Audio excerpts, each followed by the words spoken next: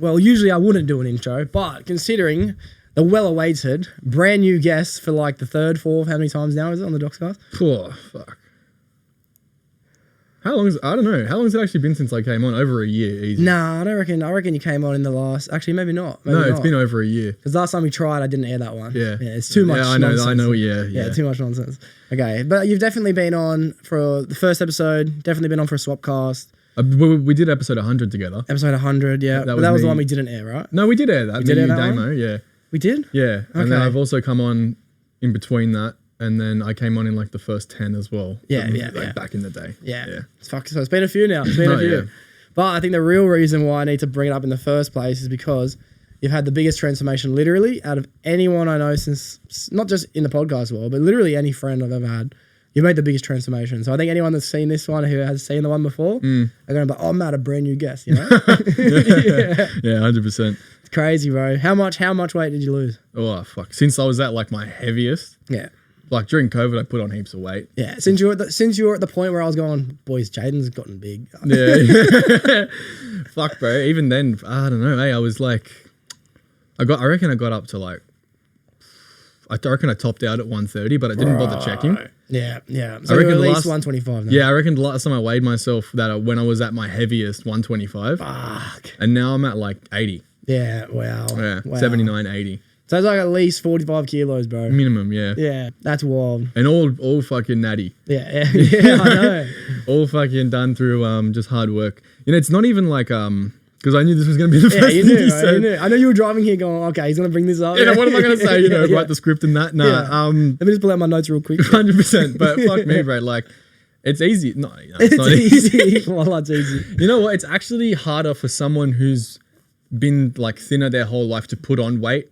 Health like naturally than it is for someone who put on heaps of weight and then to lose it. It's not so. People say it's hard. I guess for the older you get, the harder it does get. Yeah. But the younger you are, the easier it is. But you're definitely right, because I was thinking about it this morning when I ate breakfast, which I didn't want to do. I was like, bro, it's harder to eat food when you don't want to than not eat food when you want to. 100%. Yeah. 100%. It's so much easier to just go, I'm not going to have a big feed today. Like, I think from... I reckon it was 2025 August, last June. Yeah. From then until June of this year. So it was a year's transformation roughly, but like on and off during that year. That's when I was, peak all the way. I reckon I was about maybe 120 at that point at like last June, I'm saying, down to when I was June this year was when I hit 81. Yeah. So 1 year, really? Yeah. Wow. Yeah. And the thing is, it's like, it's as simple as there was no real motivation behind it. It was just like, all right, it's time to do it. And then it just happened, like do it. Yeah. And then the real thing is that the best way to describe it for anyone, there's no fancy diets. It's literally calories in, calories out. That's all it is. And it's like, like it's, you train and whatever and keep it consistent. Like we've talked about, off the podcast, obviously, but, like it's literally just as easy as calories in, calories out. Make sure you get your fiber in. Cutting out sugar is a big thing. Yeah. Like not that you can't have sugar, but it's just like unnecessary sugars, sodas, fucking. How extent were you with sugars? Were you like fruits gone or just? Sugars? I love fruit, bro. Like I'll always eat fruit no matter what. I love fruit right now. Oh, that's so good. Yeah. Like if there was like. If I had like a kiwi fruit in front of me, I'd eat it with the skin. Honestly, bro, so good. And kiwi fruit's so good for you too. Crush a watermelon for sure. 100%. Yeah, bro. I don't know. Like, just it's literally that. It's as easy as calories in, calories out. Well, I think they're right. Sorry to cut you off. No, you're right. You know me. I do. I know, bro. I'm notorious. That's how it is. It's like I think that it's like it's easy for you because you did it, but it's not as easy as calories in, calories out. But it is as simple as calories in, calories out. Because, bro, I reckon a lot of people never be able to make the transformation you made, bro. A lot of people never able to do it. Yeah, I guess I'm sort of like, not like discrediting myself a bit, but it was hard work, don't get me wrong. But it is a big mental thing like we talked about. Like it's all to do with like making sure you have that, willpower in place to be able to do it and not go back on it and relapse in any form. Like, oh, fuck, you know what? I'm just going to, don't give a fuck anymore. I'm just going to go Macca's every day. Yeah, you know what I mean? yeah. And it's not like you can't have meals like that. it's just got to be less frequent. Another big thing for me as well was including a lot more fiber into my diet.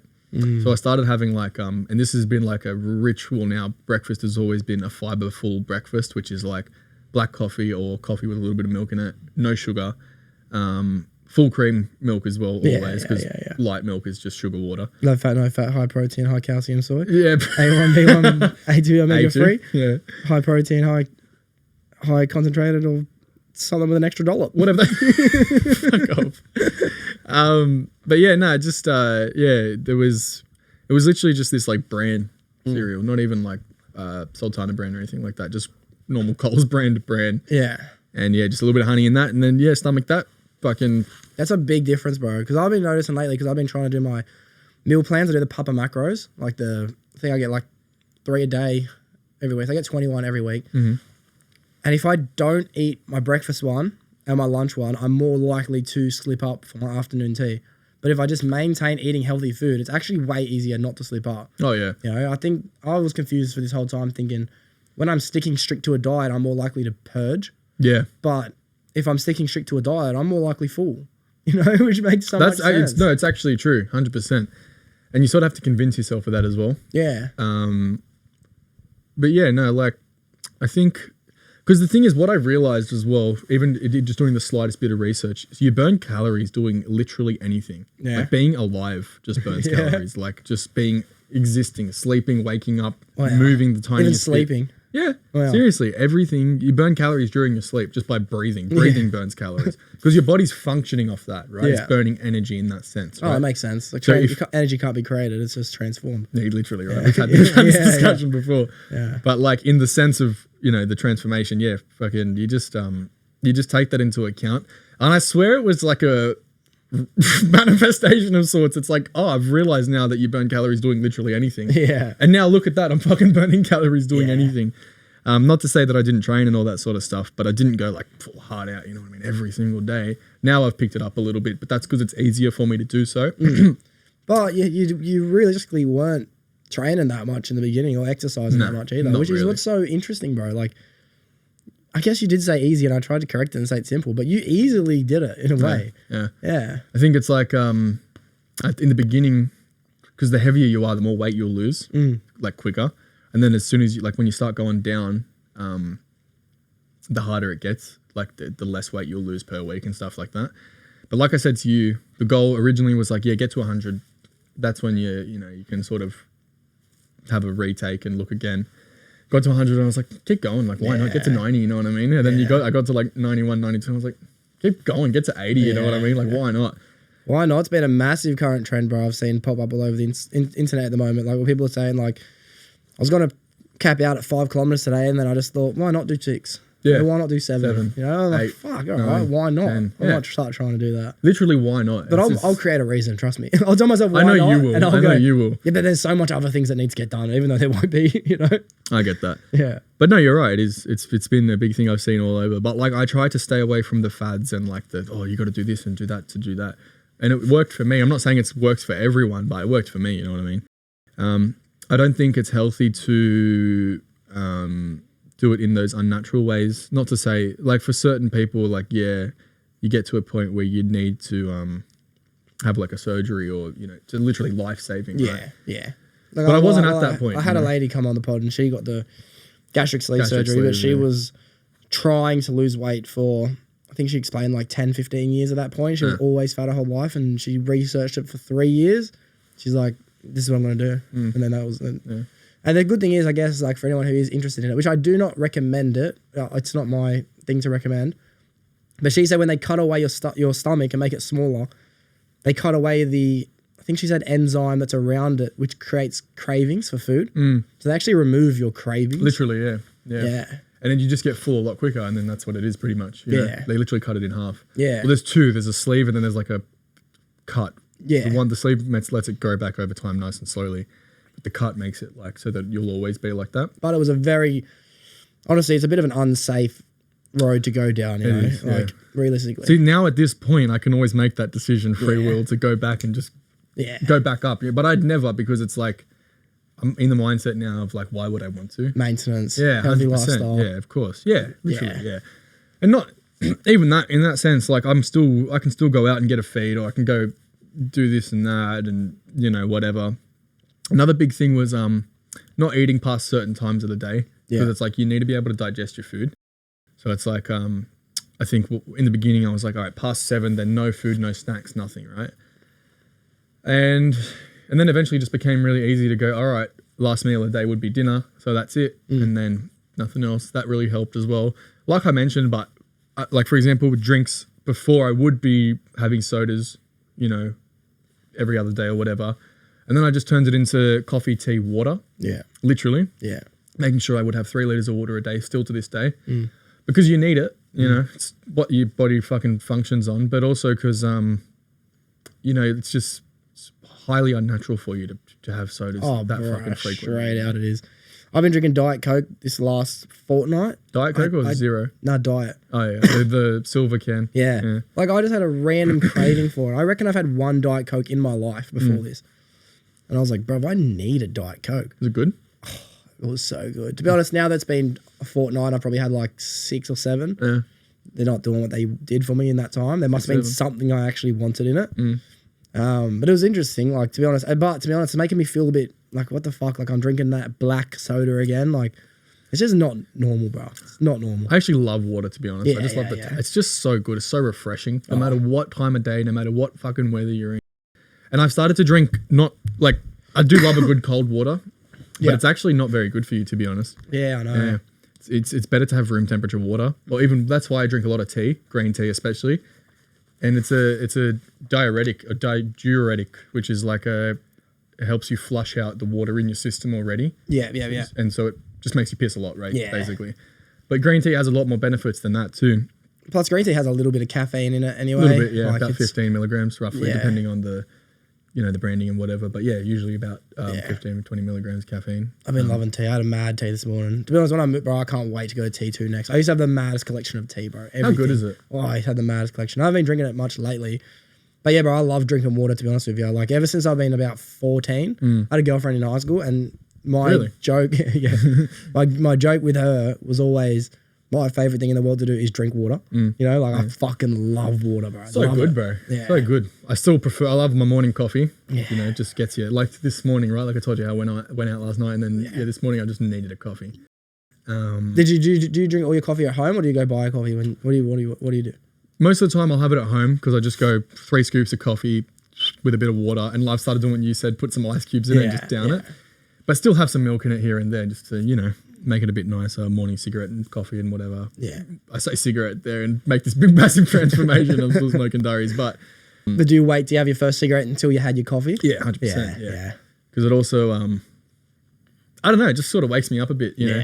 But no, I need a coffee in the morning. Not need, like I could go through the day without a coffee, but just so good. Oh, bro, I reckon I could go through the day without a coffee, but I don't want to find out. Honestly. No, yeah, right, exactly, bro. You just feel so much better, so much smarter. So first thing I do, I get my car, I drive to Macca's, get my coffee, and even if I come back home here, like Saturday, Sunday, coffees are so good, bro. That iced long black, I can be back here in 6 minutes. Shout out long black. 6 minutes, or I can be at Macca's on my way to work within 4. And the funny thing is like, I always tell myself I won't have my first vape until I have my coffee. Yeah. And it used to be different. It used to be like, you know, 10 minutes into my drive, 15 minutes, whatever it is. And slowly over time, it's been getting less and less and less.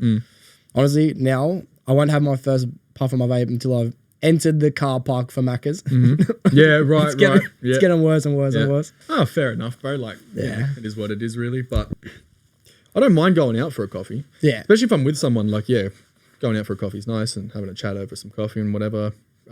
Especially if it's in a mug and you've been served it. It's got that nice little fucking design on the top of it. Yeah. And there's a cute waitress too. Like, fuck, bro. You're telling me, can't you fall in love like in an instant? Yeah. I fell in love with a waitress the other day. Did you really? I always say that I love coffee, but the only coffee I drink is Macca's, because all year I've never actually enjoyed a coffee other than a Macca's coffee. Yeah. I've never enjoyed a single cafe's coffee. Yeah, well. Which is super weird, because I'm technically not a coffee fan, realistically. I mean, I get where you're coming from in that sense. I don't know, like, to be honest with you, the way I can judge a cafe's coffee is by having their flat white. Because flat white's my favourite coffee. Yeah. I don't go for the fucking fancy schmancy, like, I don't mind a cappuccino, you know, but always have a flat white to judge the actual establishment itself. I went to this networking event The event's called Spro Bros. They put on these events, and I got invited to one over at Bella Vista. It's actually across the road from Etta at that cafe there. You know, the one that's in between the pizza shop. Yeah, I know what you're talking about, yeah. And I went in there, got to meet a whole bunch of different business owners and like have my conversations with all them. I appreciated the fact that they do this. They do it all the time, really. They pretty much do one a month. But this guy had a kilo of coffee for $1,000. That was how much the kilo is. And he made these like coffees. a bean, like just the beans, the raw beans, yeah. Yeah, and he made these coffees out of that. And brother, that was obviously the most expensive coffee I've ever had. And it was clearly the most expensive coffee I've had. How much? Like you could tell. Yeah, it tasted rich. Like it tasted like I'm not good enough to be drinking this. Yeah, you know right. what I mean? Yeah. This is just, for someone. I had a sip and I felt insecure. Yeah. I'm Yeah. not I need a making haircut. enough money here. What am I doing with my life? No, I get you. One sip and I thought I shouldn't be wearing TNs. Yeah, I get that. Yeah. How much was it? No, they just made them and gave them out. Are you kidding? Yeah.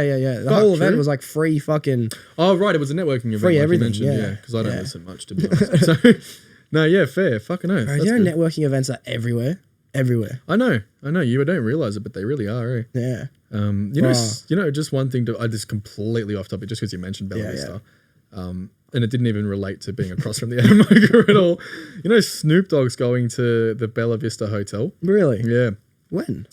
September 27th. Wow, the And day I was after like- my birthday. I was like, what the fuck? Yeah, I think I might be going to that. Yeah, probably, eh? That's crazy. What the fuck? I don't even know, because I think, what's his name? I think it was Neo. Neo was there, yeah. I was think maybe there. the start of this year. I think it was, yeah. Yeah. After his concert, and he went out there and did I don't even know what he did, to be honest. Yeah. But it's in that warehouse that they have there. Yeah, It's nice, yeah. actually. Bella Vista's mad, bro. They have like a podcast studio now. They've got all They do, sorts of eh? shit. Yeah, and you can like rent it out for the day or for the couple of hours or whatever you want. Yeah. You don't need that, but just No. in general, though. Yeah. Probably this place is better. You could Yeah, I could rent this place out. if you Yeah. wanted to. I've actually got to have a conversation with someone soon. When I build my new studio, that they want to start renting the studio off me. So that's exciting. That's something I can kind of look forward to. But I don't know if I ever want to do that. Like that seems like a lot of work, bro. If I can do it for like a minimum amount of work, I'd love to. But it seems like a lot of work. Renting out your studio. Do they want me to edit it for them? Oh, Like, that's a different story. I I have thought to be home for the whole thing. Like, Oh, of course, Seems like yeah. a lot. Yeah, I wouldn't do it. Nah, it's cool. Yeah. All right. Well, I'll get back to the episode. Some technical difficulties. I had to do a poo for everyone listening. Same, I just did it over there. Yeah. But one thing I was curious about, bro, is like I'm going to obviously transition this conversation a few times. But before, when you decided I want to try and lose this weight and go on this fitness journey, did you think you were going to be able to do it in the time frame you did it on, or did you think it was going to be as easy as it was, or how was your mentality going into it? I think I always, it's more so I always wanted to like, it was always for myself. It was never for anyone else. So it was more so just to like, I don't want to die young. You know what I mean? Like what am I doing? You're an idiot. You know, what the fuck? The thing is, I was never like, younger, I was always all right. You know, I did have like, I was a little bit chubby, sure. But like COVID really sort of brought that out. I don't know if it was like lockdown depression or whatever the fuck it was. You just did nothing all day but eat and fucking sleep. Yeah. So I don't know. I sort of made the decision afterwards to just go, yeah, fuck it, let's do it. Like, you know, I don't know, and I don't care how long it does take. And I'm actually glad it didn't take that long at all.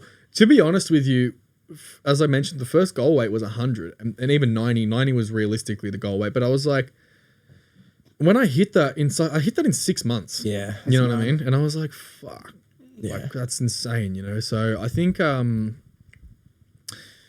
didn't really expect it to be that quick, but at the same time, I didn't sort of go, oh my God, you did such a good job for doing it so quick. I just sort of like relaxed. I was like, yeah, good shit. All right, let's keep going. Yeah, you man. know, why not, you know? Yeah. But, well, I think a lot of people, they overestimate how fast they can do things, realistically, you know? Yeah. Like, I was watching the Netflix show. Have you seen the Biggest Loser documentary that came out in the last No, but week? I heard about it and how they think, like, they're talking about how it's just like one of the most vile, disgusting shows ever like produced and aired. Yeah. I do think that as well, to be Oh, honest. bro, it's wild. It's insane. Because obviously in Australia, we didn't get to see the first seasons that came out in America. We really got The Biggest Loser once it became Australia, like maybe a season or two before that when we were watching the American version. Wait, Bro, did we start it or did No, they? America. They America started it. yeah. Okay. And then it was a pretty cool documentary, but like they had 90 days. That's all The Biggest Loser show is, 90 days. Oh, over there. Well, that's the one he's here too. Oh, 90 really? days. Yeah. Wow, 3 months. I'm almost certain it was. Yeah. But like people would lose like 150 pounds and shit, right? In 3 months. And then everyone at home's like getting off-put by it realistically. But then it came out that they were like, you know, forcing people to eat like 300 calories a day Fucking and insane. all of these fucking putting them realistically to death, illegal products that they were basically giving the people to use because it was basically a show for the trainers to be able to promote themselves as PTs. I always thought that, especially like the cunts like Commando and all these motherfuckers, you know. And you know what's funny? I knew ever since I was young that fucking the blue team cunt. I forgot his name. Sam, I think. Shannon or something. Shannon, yeah. I knew he was a prick from young because we used to watch it as a family when we were younger. Just like, oh, fucking with these cunts, you know. Yeah. It was just like a thing you did every. I think it was on Channel 9, like every Monday, Tuesday, whatever the fuck it was. You know, you just watch it. And I knew since I was young that cunt was a prick because we went to the Easter show when I was about maybe 6 or 7 years old. And he was there with his kid. And I understand, you know, you're in public, you've got a profile, like you don't necessarily want to be hassled, sure. But no one was hassling this cunt because no one recognized him. Right? My dad did, and he goes, "Oh, hey mate, how you going?" Like just saying hello, right? Not even ask, picture, like got a camera in his face or whatever. Just, hey mate, how you going? And the guy's like, "Oh, fuck off." I swear. That's wild. And I was like, and my dad was like, "Oh, what the fuck?"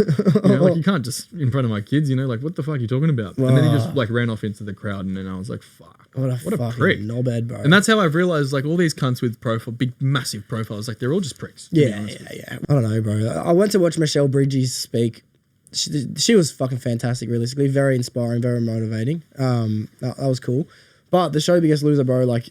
That's why I was getting to this in the first place. Like, that's a 90-day transformation. And then, to be honest, it became $1 billion industry, The Biggest Loser, right? Yeah. Because they did weight loss programs. And, like, Michelle Bridges ran her Australian version of it. And cookbooks and gym equipment, everything. And they would tell people, we've got a 10-week plan to lose weight. Or we've got a fucking... See, I've never bought into that shit ever. And it's like, bro, there is no secret, bro. No, everyone's looking for the secret. It is really as simple as calories in, calories out. That's literally it. Yeah. That's all it is. Because it's just put yourself in a deficit. Even if it's a slight deficit, figure out what your maintenance calories is. Like, you know, Jackson. Jackson will tell you the same shit too. Yeah. It's literally all it is. Put yourself in a deficit from whatever your maintenance is. And you'll start noticing straight away you're losing weight. Yeah. People go, oh, it's so hard. I'm not noticing a difference. You're not noticing a difference. That's because you're not doing it right. You're trying to fucking train and eat your maintenance, right?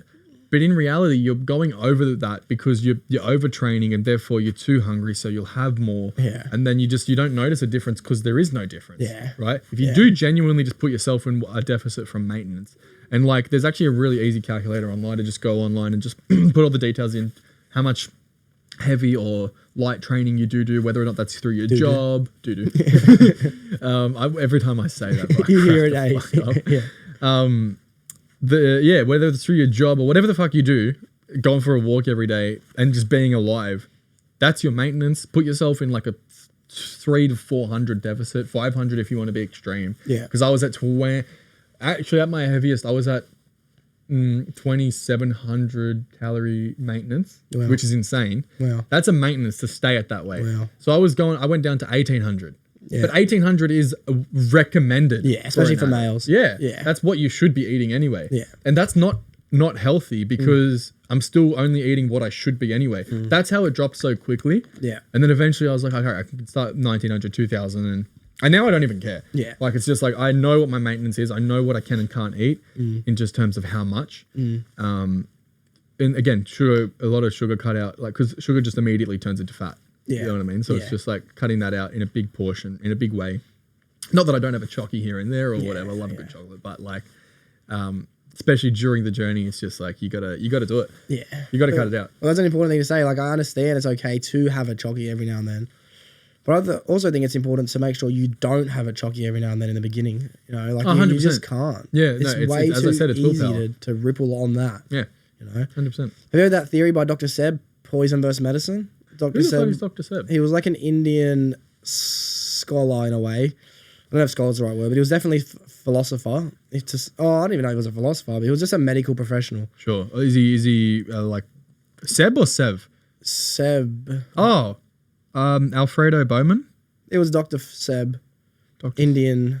Look up Indian health. Oh, yes. That's him. I think it was him. Yeah. Yeah, Dr. Sebi. Yeah, that's it. Yeah. Yeah, but he created this, I guess he didn't create it, but he at least articulated this way of living to be everything is either poison or medicine. It can't be anything other than that. No, literally, yeah. So you just have to think about everything you put in. Is poisoning your body or are you helping your body? Yeah. Healing, yeah, 100%. Yeah, it's been a very important thing that I've been definitely implying for the last year and a half, I reckon, realistically. Because my diet's not perfect, believe me, definitely not. Oh no, and no one is perfect. That's another thing too. Yeah. And you'll never be perfect. But if you're striving for it, it's good enough. Yeah. You know what I mean? Yeah. And it always comes down to like, just self-improvement, like always doing better for yourself. Because you know when you feel it when you know that you're putting something into your body that's bad. So you're like, like I know this is bad, but I'm still going to do it anyway. Yeah. You know what I mean? Yeah. It's like alcohol, for exexample. Yeah. You know what I mean? Bro, Like you can last night. feel alcohol killing you. Oh, 100%. Slowly. Oh, it's fucking crazy. See, I don't know how I pulled up so good today. Yeah, bro. But I'm really like... Mr. J went out for a party last night. Yeah, no, I just had a few drinks, but fucking even still, even a couple, like you just, you know you feel it, right? Or like, you know. And not so much with pot. Pot's a bit different, but... Definitely alcohol. Definitely fucking alcohol. Yeah. 100%. Like you can just feel the vodka ripping through your fucking intestines. Like, oh. Bro, I've got to be honest, I've been speaking to a few people this week. They've been telling me about them being hungover, this and that. And it's just like, I don't miss that. I do not miss that. Yeah. But speaking on how bad you feel putting poison into your body, I think it was Wednesday. I'd been very, very clean on my diet for like 15 days. I was like, you know what? I've got my favourite chicken shop where I work. Stop by the bakery and the chicken shop. Yeah. And I got like open sausage roll. I got fucking cinnamon buns, donuts. I got spinach cheese triangles, bro. I ate it, and I reckon I've felt fucked ever since then. That was Wednesday, bro. Really? Yeah. And I've been good on diet for at least 2-3 weeks. But you can say diet, what do you mean? Diet is just sticking to the puppet macro meals. That's all I've been eating, just 3 meals a day. Yeah. Nothing extra, no fucking sweets, no chocolates. No snacks, no nothing in between. Yeah. Because my biggest downfall, bro, is chocolate and shit. My biggest. You're telling me, bro. Like before, I'd come home because like I'd get fucking smashed or stoned, right? And I'd be like, fuck yeah, let's go for a feed. Like, or like, let's go get some snacky poos just at home, you know? And then just some fucking... Yeah, just something small, yeah. So you'll get 2 bags of fucking twirls and then you fucking get a chalky milk as well. Pods. Oh, bro, pods are the And whenever you get pods, you almost have to get either Sour Patch Kids or Skittles as well. Oh, well, I prefer Sour Patch Kids, to be honest with you. You know what I do like? I don't actually have them anymore. Not unless someone else has them. I have 1 or 2. They're fucking the snaky with the sour snakes. Oh, the sour worms? Sour worms, that's it. Oh, brother. Yeah. Yeah, you can go buy like a kilo bucket at Woolies. Really? It's like a full bucket. Bro, what the fuck are they doing to us? Oh, bro, it's fucking mad. It's insane. That's crazy. I didn't even realize that. Yeah, it's crazy, bro. But I think one thing that's really important, bro, is you've definitely proved to yourself that you can do a lot of things now. Oh, yeah. You realize nothing's stopping you. You know, nothing's impossible because things are fucking impossible. I hate when people say that nothing's impossible. You can do anything. You can't actually do anything, people. Like there's limits, but you can try. You know what I mean? And that's the main thing. As long as you try, as long as you actually give it a proper go, not just give it a half-ass go. Giving it a half-ass go is actually just putting yourself down. Yeah. It's just like saying, oh, I can, but I'm not going to try that hard. Yeah. You know? Give it a go.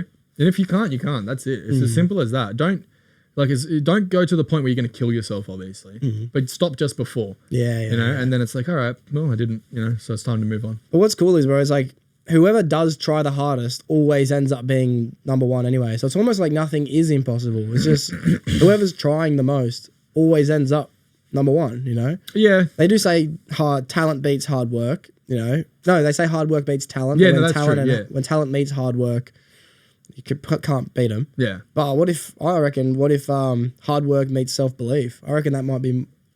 They might go further than the person who's talented. Yeah. Yeah, 100%. Yeah. I think that. I think self-belief is a big thing. You got to have that like unwavering, undoubted mindset, you know, like I can do it. I know I can and I will. Yeah. Not I can, it's I will. Yeah. But like I mentioned, you know, and I'm not talking necessarily about this topic, just in general though.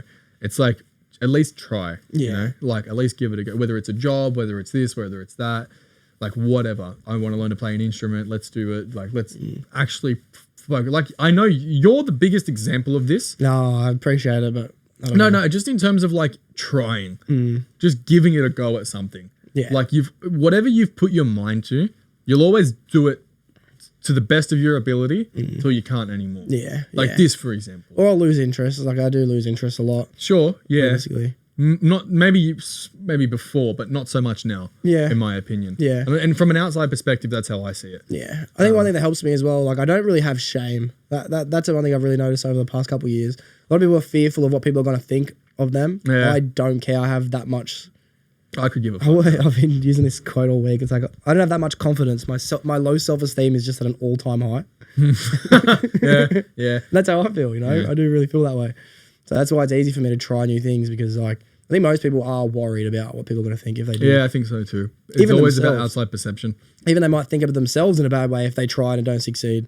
Like people say aticophobia. Aticophobia means the fear of failure. Aticophobia? Aticophobia. But I don't know if aticophobia is a real thing. I think people have a fear of succeeding more than they have a fear of failing. I've never even heard that word, so I can't sit here and go, oh, okay, yeah. Yeah. But okay, right, I get where you're coming from in terms of what it means. Yeah. Because failure is inevitable anyway, so you can't be fearful of it. Like Actually, there's a great quote inevitable. around that. It's... You know what I'm talking about, the failure and success quote, right? Yeah. And it comes back to trying and giving it your all. Fuck, I literally, it's such a good quote. Yeah, bro. You remember the principle of it, but you just don't know what it actually is. I do. To be honest, I probably got 100 of them saved in my phone. I wouldn't be able to tell you which one. It's like when you pulled that one up the other night. Which one? The what's his name? I pulled up the one about Jordan Peterson. Yeah, the Learn to gargle the poison that kills you until it becomes an elixir. Yeah, that's it. Yeah, that's it. Yeah, that's a quote and a half, bro. Yeah. And I didn't really like Jordan Peterson. You don't like Jordan Peterson? Oh, fuck, bro. He's just... Sometimes, like, when I see him and he's answering these questions, he's like, what is the belief of what is the exact question? The belief of what you're asking? And, like, he just breaks... It's like, fucking answer the question, bro. Like... Yeah, I know. One person that did a really good job interviewing him was George Janko. You know who that is? He's the guy that was on Impulsive, the Christian guy, and then he had a big fallout with Bobby Lee. Oh, is that the Lebanese? Yeah, guy? he's Iran. Iraqi or Iranian. Yeah. Something. Yeah, I know who you're talking about. Syrian. And he did have a fallout with Bobby Lee Lee because something happened where it was like a misconception around something that was said. Yeah. And he stormed off the pod and then he pretty much went out and started his own podcast. That's right, yeah. And good on him for that, bro, because fuck those Paul brothers, honestly. Yeah, I'm also a massive fan of the Paul brothers. I was watching their wedding video the other day, Logan Paul and his Mrs. Nina. I saw that, bro. Who can in their right mind go get married and in 2 hours time go and just do like a bunch of ad reads on a podcast? Oh, bro, he basically what's it called when you use money to your advantage, like you promote or you what's the word I'm looking for? You know what I'm talking about? When you can monetize. He monetized his fucking birth of his daughter. He's monetized his wedding, his proposal. Everything. He's monetized his whole I find life. the cunt scummy too ever since that whole crypto scam thing. Yeah, I do understand that. They're acting like the lawsuit being thrown out is a big win for them, but it's actually not, because I was looking into it and it turns out the only reason the judge did that is because so they've got all the evidence behind them to prove and win the civil lawsuit. The only thing is, in America, especially in the state that they're suing in, because it's that guy, what's his name? Coffeezilla. Yeah. And a bunch of other plaintiffs as well. They're all... It has to be very specific. So the allegations against them actually have to be directed and targeted at the specific people. You have to come with that evidence and then say it's this, this, and this. Yeah. They came with the evidence, but they didn't. They generalized it. They said everyone involved. Yeah. So the judge was like, so they didn't. He didn't actually throw it out, even though the Paul brothers, Logan actually, and their lawyers saying that it's a big win for them. What the judge said was it's like a Section 8(1) or something. I don't know. It's like, all right, what I'm going to do is, because I genuinely believe you have such a strong case here, I'm not throwing it out. We're going to shelf it. Come back to us when you do have those legitimate directed allegations at specific people with the same evidence presented, and then you can come back and win the case most likely. How wild is it to go to war with so many people online, bro? Like, that Logan Paul was a fucking freak, I gotta be honest. But I love his videos. He's entertaining for me. I understand he's a scumbag in ways, and he has been for his whole career, realistically. A long time, yeah. He's robbed ever since the fucking the forest, the Japanese forest. The suicide forest, bro. I think there's a dead guy right there. But at the same time, like, I just think, like, I'm inspired by his creative effort and what he's been able to make. He just spent like $20 million on that wedding. Ah, wow. It was in Italy, wasn't it? Yeah, it was in somewhere near there, at least near France. Big or something. content creator wedding. Yeah. How come you weren't invited? What's going on there? I declined it. Yeah, I thought I had so, a podcast to film. Yeah, that's right. Solo episode. Yeah. Right. Yeah. Did you see Jake's actually fighting Gervonta Davis? Bro, what? That's crazy. And it's funny because he's like, everyone wants me to fight a real boxer. So the guy's 80 pounds heavier than him, bro. I know. And he's got like 6-inch height and like a 9-inch reach advantage. That's crazy. Gervonta, I fucking genuinely believe Gervonta could still win that fight. I don't know, bro. But it's just at this point, it's like, what is this fucking circus boxing? Even UFC is becoming the same thing in my opinion. Like we talk about it all the time. You know, me, Seth, and not really Jay, but so like we're just like, what the fuck has it become? Well, you know what it is? Everything's becoming the WWE. Literally, 100%. The whole world, politics, Everything. religion, everything's becoming the WWE, bro. It's all just for show. Like realistically, even the WWE is becoming more like the WWE. Like, Really, you know, yeah, like 100%. Jelly Roll just. I remember I was watching the Impulsive episode where Jelly Roll and Logan were saying, "Oh, I'd be mad for you to come into the WWE one day." And Jelly Roll's like, "I'd love to come in. You know, that'd be awesome." And then maybe it was about a year ago, maybe that episode. And then recently, Logan Paul called out Jelly Roll, and then Jelly Roll went on Jimmy Fallon's show and called him out. And there's this crossovers, bro, from lyrics in songs now. But they're best mates. The whole world's becoming like a fucking stage, bro. Yeah, right. Yeah, literally, right? That's exactly what it is, yeah. Yeah. And that's all for our entertainment to distract us, really. Yeah. There's so much shit happening behind the scenes. The biggest distraction right now is away from the Epstein files. Yeah, I know. Because it's like, because even now, right, even though I talk about aliens a lot, right, they're ramping it up big time by saying like, oh, look over here, we do have evidence of, not only evidence, but we've been in contact with 4 different species, which is true. But the thing is, they're only doing it now to take away from who the fuck's on that list. Donald Trump in particular. Yeah. Because Donald Trump loves the uneducated. Yeah. You know, I've been loving watching these videos recently of like, not even liberals, but just people in general. Because I'm not either or.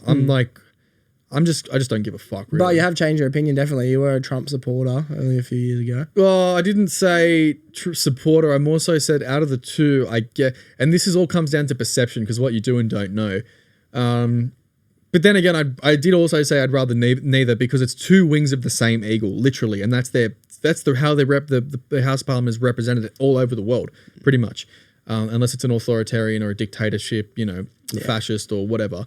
But... and that's pretty much what they're turning into, a techno oligarchy over there, like with Musk and all those people fucking at the top, and he's just like a puppet at this point. But well, Patrick Bet-David just went on one of those 20v1 things, where they get like 20 anti-capitalists versus one guy, or they have 20 Christians versus one atheist. Yeah, I've seen that. He just did one saying capitalism today is more socialist than it's ever been in the past. Yeah, and it's funny because now we're changing, and China's become I forgot how they describe. It's like a one-party capitalist state. Yeah. Where it's like, yes, you can function within a capitalist society, but it's still going to be that one party that does make the rules. But it's like, I don't know, because the thing with China is it's so heavily propagandized. Like it's just all propaganda that's coming out of there. But then again, it's like, is it though? You don't really know until you go. You got to see it. You really do have to see it for yourself. But I mean, back to the files there. Yeah, we've distracted ourselves here. Yeah. I genuinely believe there's just so much that they don't want us to see on there. And it goes deeper than that. Because it's not just that one island. There's islands and underground facilities and everything all over the fucking world where they do this. So do you reckon this is any deeper than the list of who's gone to the island they're holding on to? Oh yeah, most definitely. And it's not just like 1 or 2. It's literally everyone. It's got to be. It has to be. And it's not just that island. It's islands, and as I said, it's places, facilities, the Bilderberg groups, their facilities, their foundations. Whether or not you believe in the most extreme stories of like the blood and the drinking and all that sort of stuff too. Yeah. It does. It's at the core of it. Even if you believe the most base level of it, which you have to because it's been proven to be fucking true. It's still disgusting. Yeah. Still fucking filthy looking at these cunts and going, oh, like there's literally the big thing right now is when they like I've been watching this a lot. Someone went up to this Trump supporter and clearly uneducated as fuck. And he goes, can you believe Sleepy Joe said this? In 10 years time, he dated this 10-year-old girl that he just met on the elevator. And he goes, yeah, totally. Like that's something he would say. Like, I know what a disgusting, I want to shoot that guy. Right. And he's like, you didn't even need to see a video of it to believe it. Yeah. And then he goes, what if I told you that was actually Trump? And he goes, no. Yeah. And then he goes, what if I show you a video? And he goes, oh, AI, and you can doctor stuff now and all this sort of stuff. And he goes, what if it's from 1992? And he goes, I'd love to see that. Yeah. So he showed him, and Trump's on the elevator and there's a 10-year-old girl there, and he's like, I'm going to be dating her in 10 years' time. What? Yeah. And then the guy goes, I don't know, like anything can happen now. Like, He's like, you really don't know. He's like, but this is from 1992. And he's like, I know, but just like anything could be doctored and stuff like that, which is true technically. But this is like, it's been around for so long as well. And all this shit's sort of surfacing as well now. I genuinely don't believe there'll be a 2028 election. I really don't. So what do you think would happen? I think it'll just be one party, one power, like a literal authoritarian state. And there'll be no voting, no nothing. If we even make it to there. I don't know if the Great Reset doesn't happen before then, but haven't they been speaking about this Great Reset, bro, forever? I think no, more so now than ever. I think people are genuinely fighting the wrong war because they love to pit us against each other, right? Race, culture, but really it's all about class. We should be fighting a class war and a consciousness war. It's like it's more so to do with that than because they love, like, for example, you scroll Instagram, you'll see like white guys doing this to black guys doing this to white guys, and it's like, oh, I'm so angry about that. I just want to go out and kill some them Indians, brother. Yeah, like, oh, you know what I mean? But like but in real life, you go out and have those experiences, meet people, real people, and you'll go, oh, it's not true. These people are lovely. Everyone's just human at the end of the day. People like to think it's not true. We're all different species and subspecies. No, bro, no. We all come from the one mitochondrial Eve and mitochondrial Adam is what they like to call it, whether or not you believe in the stories of but it literally does come down to that. I was like to take a quick pause on that actually, because I was actually playing with ChatGPT the other day about the idea of Adam and Eve, because obviously I've been on this Bible journey for this whole year, and going to church and trying to understand like what is it that I can get out of this and what is it that I can learn from, and obviously to grow a connection deeper with God and understand it better. And I was like, what's the actual statistical percent chance that we all came from two people? And it was basically saying absolutely zero. I was like, yeah, but what if this? What if that? What if this? It was basically saying, yeah, but based on genetics and based on this and that.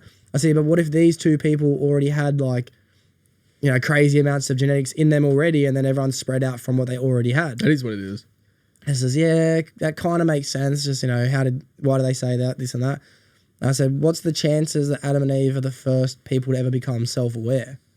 And ChatGPT was like, you figured it all out. ChatGPT was basically like, good job, brother. Like, you figured out what most people don't. Yeah. And I was like, fucking hell. And I'm not saying that means it's 100% real. No, but I know where you're coming from. But at least ChatGPT fucking, it's like, it's definitely something to play on the idea of. Yeah, you scrape the internet and he goes, all right, that's the right answer. Yeah. No, fair. I mean, it is true, but also, I don't know, what I believe is a little different. My creation story is obviously, comes back to a lot of different stuff there. But and is that to do with the like, DNA genetic altercation from fucking aliens coming down with our just primates? Outer sources in general, because that's what, if you take it as a metaphor, then that's what it's talking about, really, made in their image. We made them in our image, our, not me. It's our. Enki and in what's the other one's name? Inky. It literally could. It's something like that, right? But then even the Mesopotamian kings, they lived like in their records for tens of thousands of years, or for thousands of years, like 9,000, 6,000 years. And they used the same calendars we do. They like to say, oh no, the years were much shorter. By like what? Yeah. Like 50 days? Well, even still. It's like how they say in the Bible, they went out for 40 years. Like, there's no way they went out for 40 years. Maybe 4 months. Oh, the walk through the desert. Yeah. Maybe 40 days. Noah's walk through the desert, splitting the Red Sea and everything like that. Yeah. Yeah, it's true. I don't know, was it Noah or was that... No, sorry, Moses. Sorry. Oh, I'm so sorry, I got them confused. Noah's the ark. Yeah. But yes, no, you're right. You know what I looked up the other day as well, and I might be wrong when I say this, but the story of Abraham, right, and the crazy story of the sacrificing your own son, that being foreshadowing... Oh, and we spoke about part of this at dinner the other night. Yeah. That being foreshadowing how God sacrificed his only son, Jesus Christ, right? But, that was actually on the same mountain. The same mountain that Jesus was crucified on, which was written about thousands and thousands of years earlier with Abraham having to sacrifice his own son, took place on the exact same hill. Isn't that fucking madness? It is, but I was going to say, I don't know, I actually don't know if I should say. Yeah, go on. This is how you have so is how you create a podcast. God sent himself to save us from himself by sacrificing himself. Yeah. I get that. I think it's more like God gave us it's more like this. I see it more like Jesus Christ was the example of what a perfect person should be. And I've said that before. I said that to you the other night too. Yeah. So the goal of life is to be like Christ. Yeah, but he always said, just be like me. He never said anything else. Yeah. He never said, I'm God, worship me. He didn't say, I'm God, worship me, but he did prophesy That always his own came, death. that came after though, through John, through Paul. No, only through John really first, and then afterwards and afterwards and afterwards. But you're right. He literally only said, be like me, live like me. And which was only, like I said, be morally just and good and provide help to others wherever you can. He literally, wherever he went, no matter who you were, all colors and creeds, he would always offer the help, right? Until one day they were like, put him to death. He's doing too much good. You know? Yeah. People But the crazy part is, bro, is like that was the ideology of the perfect person. And that's the person that I see it all from his perspective more than I see it from God's input on what Jesus Christ is to him, whether it be his son or his prophet or another human or whatever it might be, right? I see it as an example. That's a better way to look at it, though. Yeah, I think Jesus Christ was the idea of a perfect person, and it just so happens to be even more selfless that he chose to sacrifice himself, whether it meant it or not. It at least gave the belief system of it. You know, the belief system is what makes it real. It's like Tinkerbell. Tinkerbell stops existing when you stop believing in it. Yeah. So I wonder if anyone had the idea of going to heaven and all that stuff. I still believe in Tinkerbell. Yeah, good, because I do too. Yeah, man. I'll go get her up. She's in my cupboard, chained up. You fucking chained up. But yeah, that's what I've been playing on the idea of. You know, what if no one actually had that belief system that they were going to get into heaven before Jesus Christ made them believe it? Yeah, but then I don't like the concept of heaven and hell, like in general. I do believe in the afterlife. I've said this many times, but I just believe it's one continuous plane, and it also depends on where you die, what frequency and vibration you die at is what happens to you in the next life. Whether you come back to give it another crack, or you go to move on to whatever the next plane of existence is, and you've been granted that passage, or you know your vibration was so low, your frequency was so low that you end up in the lower astral dimension where it's just like it looks like hell to you. Yeah. But there is a way out. People like to think once you're there, you're stuck and that's it. But I genuinely don't believe that's true. I genuinely believe everyone can be, because that's what it all talks about. It's redemption, right? It's redeeming 100%. yourself. Yeah. You know, and I genuinely believe everyone has that opportunity. Even from the most sickest, cruelest, disgusting people. And I don't think some of these people are even people, really. Genuinely like demons in human form. But with people themselves, human beings, I genuinely believe everyone has a chance at redemption in this life or the next. Yeah. So to say that it's set one or the other, and that's where you're going based on what it is I believe it's more so what you do in your life, and again where you die at with your vibration. But it's also like people like to say it's what your worship system was, right? If it's particularly because that's what a lot of people do believe, then that's just not true. It can't be. Because in that sense, like we mentioned the other day, a child born under a different belief system, like if you were born in China, you'd be Taoist or Buddhist, which is basically atheist, and then, you wouldn't have a chance to get into heaven or hell. But that's kind of unfair in that sense, especially prior to any of this stuff even happening, right? Because a lot of the stories from the Bible and the Quran and the Talmud and the Torah and all those Abrahamic faiths that came after all the Mesopotamian faiths, all of that there is literally based in one very specific region of the world, right? But what about all the other hundreds of millions of people that existed at the same time? God just forgot about them. You know what I mean? Like, that's what happened to all the millions of people that existed, billions of people that existed before Christ? Prior, exactly. Like what? No, fuck them. Like, let them rot. No, bro, that's not it. It's not. Well, that's why there's obviously parts of it you have to learn to, if you do want to go down that road of, which you don't have to, but if you do want to go down that road of self-discovery, which I think the entire journey is, learning to get closer to yourself more than anything, then I think you have to learn how to interpretate it in your own way, which is interesting because I've asked Christians, because they do like Bible colleges and scholarships and shit like that. Camps and stuff like that. And they educate people on the word. Like they teach people this is what the word means. This is how to apply it to your life. Yeah. And then I ask these Christian people this, I say, so how do you know what's good for you and your word is good for them and their word? And they'll always answer with the same thing. Well, there is no my word and their word. It's the word. And I'm like, but someone has to interpretate that. Yeah. So like, I think that they've just come from someone who interpreted it their way before them. Interpret. It's just a constant pushing on of the same message. And that probably explains why there's so many different variations of it nowadays. Like even Islam, I think Islam has like 42 main different sectors of Muslim now.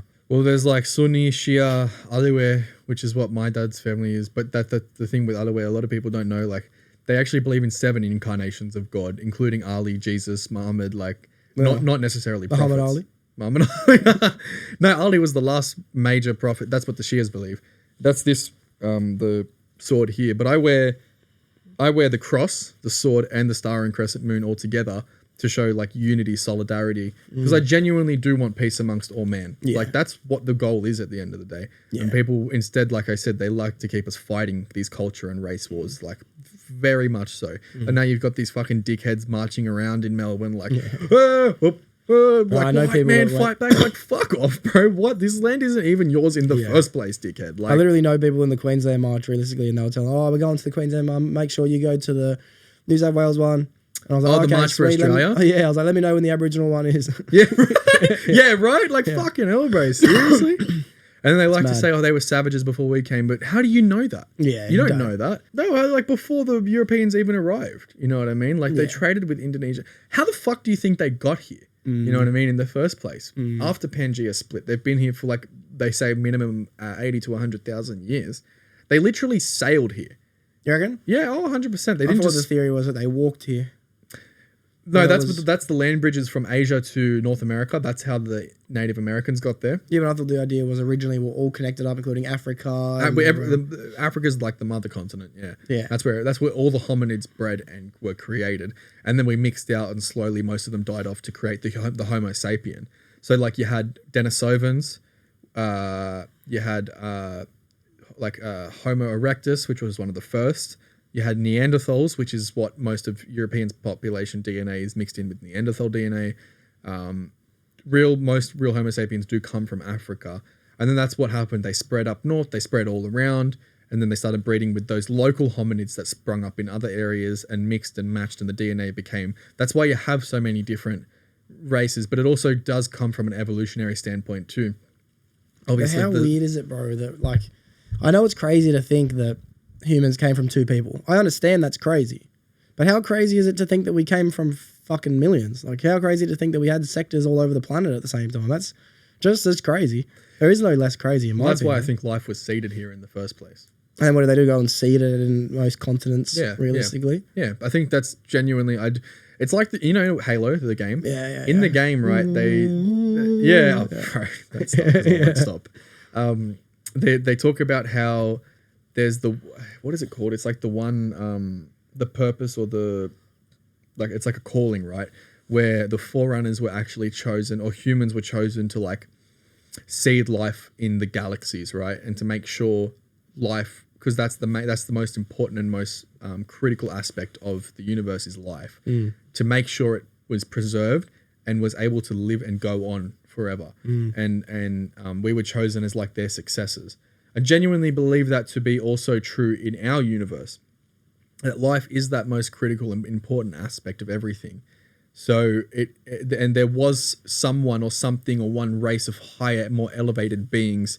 Maybe that's where these ascended masters came from or whatever, that were chosen or gifted by, whatever almighty exists above them in that extra plane of existence.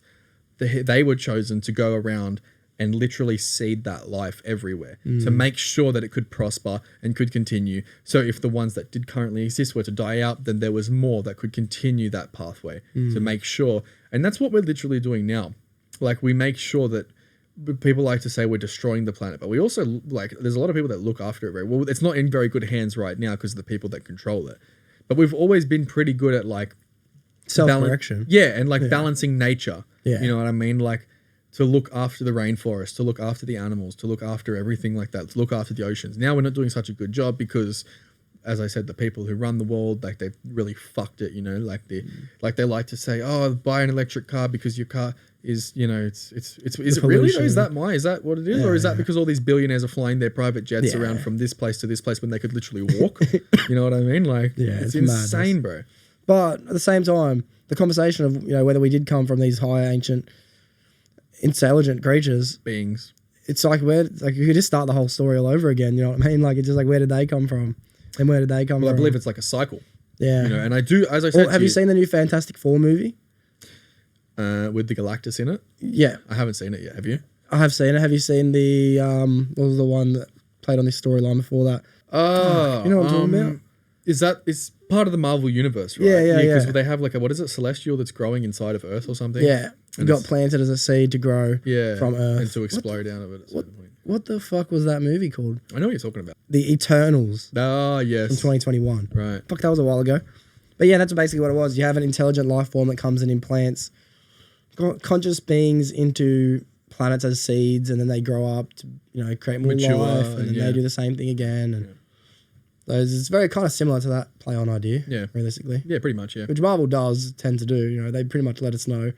That's what I'm trying to say, but everything's just predictive programming. They're trying to tell you in ways that they can't necessarily say outright. But then there's people like Zachariah Sitchin who literally wrote those books, The Wars Between Gods and Men, and like there's another one that I forgot about, but the 8th planet. Oh no, the 11th planet or whatever. Nibiru, basically, right? Yeah. Which doesn't necessarily have to be a planet, mind you. It could just be like a massive celestial object that they all live in because they can't live on a planet or whatever anymore. Or they just go around, as I said, seeding life everywhere and just going on. But then talking about a creator as a whole, like I mentioned the other night, I do genuinely believe like the universe didn't just spring up out of nowhere. Like the facts do pretty much point to the fact that, the Big Bang happened. But I was like, there had to be a catalyst for that, right? Something would have had to happen for it to happen itself, right? Whether it was like, they say it was like superheated and then it just exploded out of nowhere. And then over billions and billions of years, which is true. But I'm like, before that, there was something that made that happen, a creator. And it just like, we can't fathom it. That's why I don't genuinely believe the people who say, I know the answer. Because you really fucking don't. Yeah. We as humans, like, we genuinely have no fucking idea. We could never fathom it, not in a billion years. Yeah. But I think we say we know based on other people's opinions infiltrating themselves on our own ideas. So I could say, and I believe this, that no one could convince me that my God isn't real to me. However, I could. You know what I mean? I could convince you could do me. it to yourself, yeah. I could figure out more information and have a fucking personal encounter with fucking my inner child and whatever it is, bro. People always rave. There's a million different ways to figure out more about yourself. But no one else will be able to tell me, like, it can't be real because of this, because of that, based on my own experiences I've had. Does that make sense? No, I do. I understand that. Yeah. And I would never try and convince someone that's the way. I always just like to like impart knowledge, and I always encourage people to just think more broader.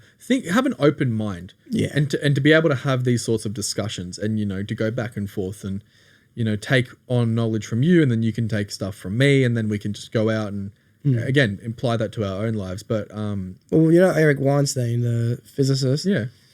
He did a podcast only a few months ago, and he was basically saying that he's not falling under the category of any specific religion. However, he does attend church, he does read the Bible, he does all these things, and he doesn't really believe in it at the end of the day.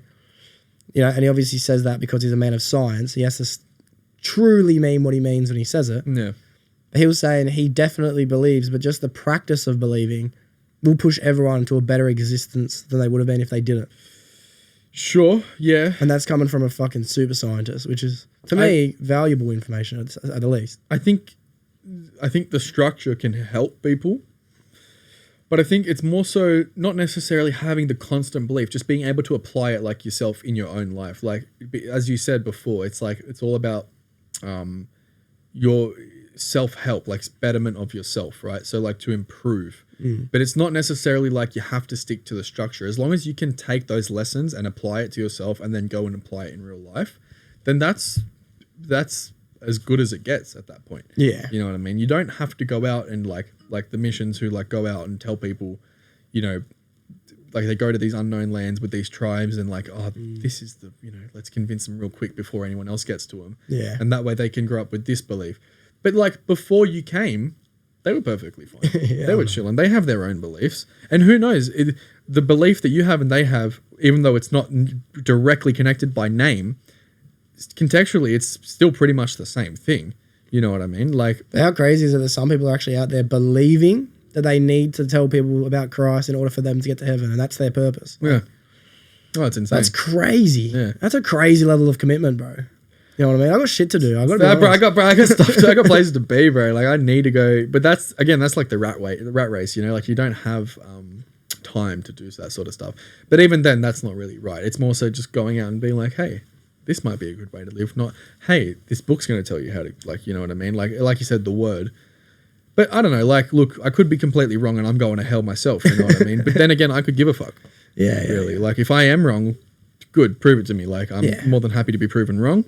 But I just genuinely don't believe an all just and all loving and all merciful God would do that to people. Yeah. Especially good people. All just and all merciful and all loving. It's too hard for me to wrap my head around. Like I just omnipotent and omnipresent. That's what they say. Like no one has an answer to all the deep questions. Like, well, what about those kids that die at 1 year old? Yeah, exactly. What about the fucking kids that get parasites in their eyeballs and shit? Yeah. It's like, why is there so many billions of kids? Why is Israel fucking literally bombing the shit out of Palestine? And God's just like, yeah, the birthplace of Jesus, like my literal son, like you said. Oh, I don't care. You know what I mean? Like what? Like what? Wouldn't he impart hellfire on them? Yeah, it's crazy, bro. It's like, you know what I'm starting to realize as I get older? There's no answer to anything. Does that make sense? No, there really is. There's no answer to anything. I find that in my trade. I find that if you finally figure out how something works, you wrap your head around it, the next time you go to apply it, it's a whole different situation. It stops working. Yeah. It's the goldfish that goes around the bowl 100 times and goes, oh my God, I've just figured out the answer to life. You know, I know it. I forgot. What was I thinking about? Let's go have another swim. Right, so you can't get down to it. It's that singularity that's almost impossible to attain. And if that singularity was possible to attain, I wonder if we would have found it by now. I think that's kind of just the purpose of life, though. And I think that's the purpose of life as well, is to die. We're built to die. Like, we're constantly dying. Me and you are dying right now. You know, very slowly, but we are. Yeah. And we'll get to that stage because no one lives forever. But I think it's a blessing. I think dying is a blessing because I'm not afraid. No, I wouldn't say I'm afraid. I just do feel like I've got stuff I want to experience first. Yeah, of course. You do. You want to try and take in as much as you can before you go. Yeah. And again, that's all about taking that knowledge and then dying at a higher vibration. So that way, when you do, you can hopefully pass on to that next stage. And they go, oh, greetings, you know, we were waiting for you. Yeah, good work. You almost slipped up there. At the end, you know, we saw you, you know, we know what you were thinking. You walked out of that pokey room, and if you didn't, I believe me, you would not be here today.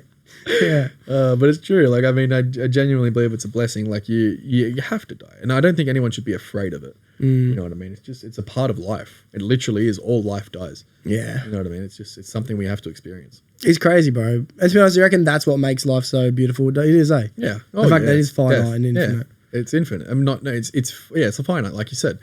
And also the pleasure of being able to exist in general. It's like 1 in like 100 trillion chance that you were going to be born, you specifically, and there'll never be another like you, like exactly like you. You know what I mean? Not necessarily here, but then again, the universe is so big that there could also be, and then like we talk about the multiverse, other universes with you in it. But no one's ever going to be exactly like you, making the decisions you've made and going to continue making these decisions that you're making. I've got to be honest, bro, even me, I'm not going to be the same me in fucking 1 week from now, like realistically. So like, how can there be another one? I'm not even going to be him. That's right. That's what I'm trying to say. Yeah. It's like, it's ever changing, you know, like. But I don't know, bro. The idea of all of it is like, even the idea of an afterlife, like I'd like to say I don't know. Obviously, I think everyone can agree we don't know. But it's like, I'm almost fine with the fact that there might not be an afterlife as much as there is before. Well, if there isn't, you wouldn't care. Yeah. It wouldn't matter to you anyway. You're not going to die and then there's no afterlife. And then what? What would even happen? What would you do? Who gives a fuck, bro? Total sleep, mad. Awesome. Like, fucking oath. Well, it's like that quote that says, people are worried about life after death. Do you remember the 3 billion before you were alive? Yeah. No. 14 billion, whatever. You really don't. You really don't, right? Yeah. And it's like, but then some people claim that they can remember past lives that they've lived. But some people have recounted it too. I do, and they real accounts of what actually happened, and without like kids, for example, burials, and and they'll murders. be like, no, I remember being like living over here, and there was a house on a hill, and like there's this 5-year-old kid in particular. I remember watching a documentary about it, who was like, and it was here, and this was my house, and this was me, and stuff like that. And then they're like, how do you know all this stuff? And he's like, oh, because I lived it. And then like, I did, grew up here and whatever. These are my parents. And they went to the place in Scotland where he was talking about, right? Because he could pinpoint it. And all the details matched to a fucking T. They're like, how would this 5-year-old kid even know that? Yeah. And how could he remember it? Even if they told him exactly what to say to rehearse it, he wouldn't get it everything right 100% of the time, every single time, every time he was asked to recount it. But he does. Really? It's like it was imparted on him for the next life. Like it's burned in his soul. Yeah, literally, Yeah. Fuck, that's crazy, bro. Well, since I mentioned Eric Weinstein, the same thing popped into my head when I was referring to that episode where he spoke about the fact that everyone should be looking for some kind of higher consciousness, is he was also saying, as a physicist, and this is a little bit off topic, but it comes from the same episode, as a physicist, they have been trapped inside a certain way of thinking inside the world of science ever since the nuclear bomb was first theorized. And you're not allowed to stretch outside that knowledge. In fact, as soon as you put pen to paper on your idea, you've broken a federal offense. Basically, the highest level of offense too. Like he used some terminology for it. And he says, as scientists, we are not allowed to improve our technology beyond what we're told we're allowed to think in. That's exactly right, yeah. It makes me think to myself, like, bro, like, fucking... What do they have behind closed doors? And also, how? How could you even fucking possibly limit people's capacity for thinking? It's like when someone comes up with a new... Like the guy who invented the car that runs on water, right? You know who I'm talking about. I always forget his name, Steven something. But he invented it, and he's like, yeah, this is how it works. Runs on hydrogen and, oxygen. Two parts hydrogen, 1 part oxygen, or that's H2, yeah. And he goes, and then he's like, and this is, it's going to revolutionize the world, blah, blah, blah. And then what was it, like 2 weeks later, he had a business proposal from these two guys. He's like, yeah, let's do it. Like, woohoo, let's save the world. And then they met him in a cafe, and then he had a sip of his coffee, and he runs outside, and he's like, they fucking poisoned me. And then he just dropped dead. What? Yeah. And then those two people were never seen again. Really? All of his things were confiscated. The best one I like to talk about is Nikola Tesla. You know what I mean? He literally invented the... transfer of electricity through signal, was that like right? the ionosphere, taking it out of the ionosphere. Yeah. Like what we can actually do now anyway, but like in a much smaller capacity. But he did this over 100 years ago. And then basically created free energy for the world. And then the army came and just blew it up, bombed the fucking shit out of it.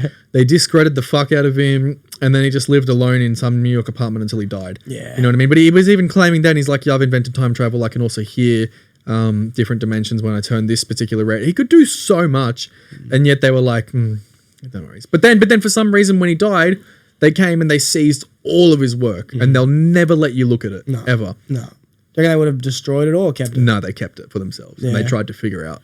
The idea of like being able to listen in on alternate dimensions and alternatives, or however people want to describe it, like even beings. Trust me, bro, through doing this podcast, I've met a lot of interesting people who have a crazy different way of thinking about the world, and their journeys they've been going down for years and years and years. And quite a lot of people I've met so far have told me that they have the ability to listen to their higher guardians and their fucking this and their that. And I always think to myself, like, I believe them. I believe that they're telling me the truth in what they believe.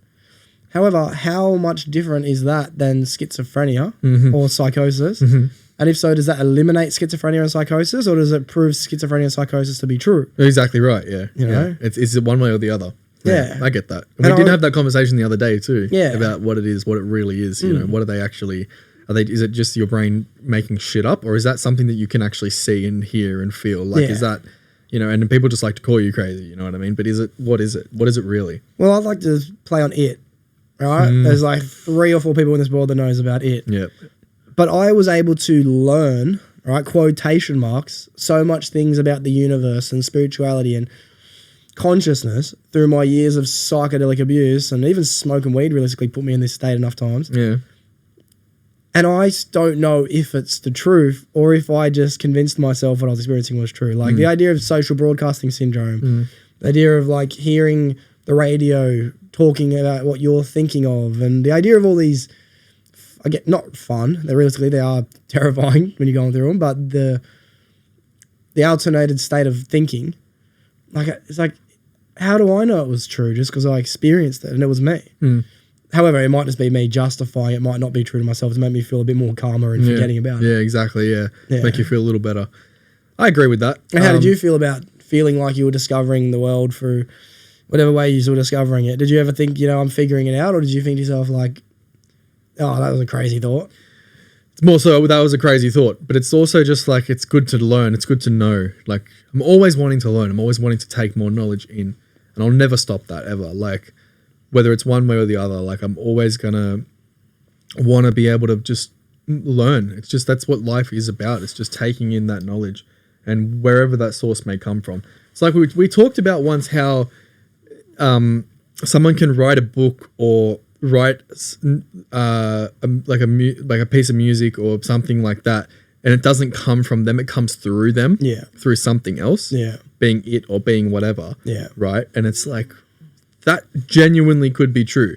You know what I mean? Like there's that, what is it? Savant syndrome, acquired savant syndrome, where people will get a knock on the head or like, go through a car accident. Yeah, go through like something extremely traumatic. And before that, they'd never be able to do any of this sort of stuff that they can do.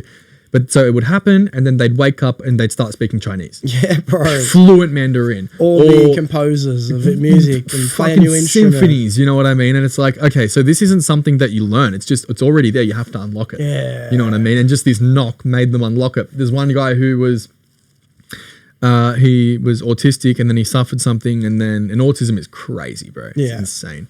And then he woke up and he was able to draw anything from memory from looking at it for like a second. And he drew the whole New York skyline from having that one helicopter ride. And then after never seeing it before, and then he drew that whole fucking mural of it on the wall. I'm like, fuck. And it was to an image, bro. Like, can someone fucking hit me over the head? You know what I mean? Or like they'll be struck by lightning or whatever. You know what I mean? And it's like, fuck. Bro, I always think about whether it would be worth it or not to get hit by lightning. Yeah. Do you reckon it would be? Oh, bro. I think it would. You'd most likely die. You reckon? Oh, yeah, 100%. Like, the survival rate of being hit by lightning is like fucking 1,000 to 1. Is it?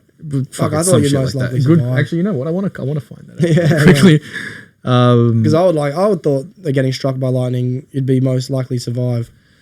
I think it's... No, well, people have survived it, but a lot of people fucking die from it too. Like, have you seen that video on the soccer pitch where the lightning just hits the ground and they all just drop immediately?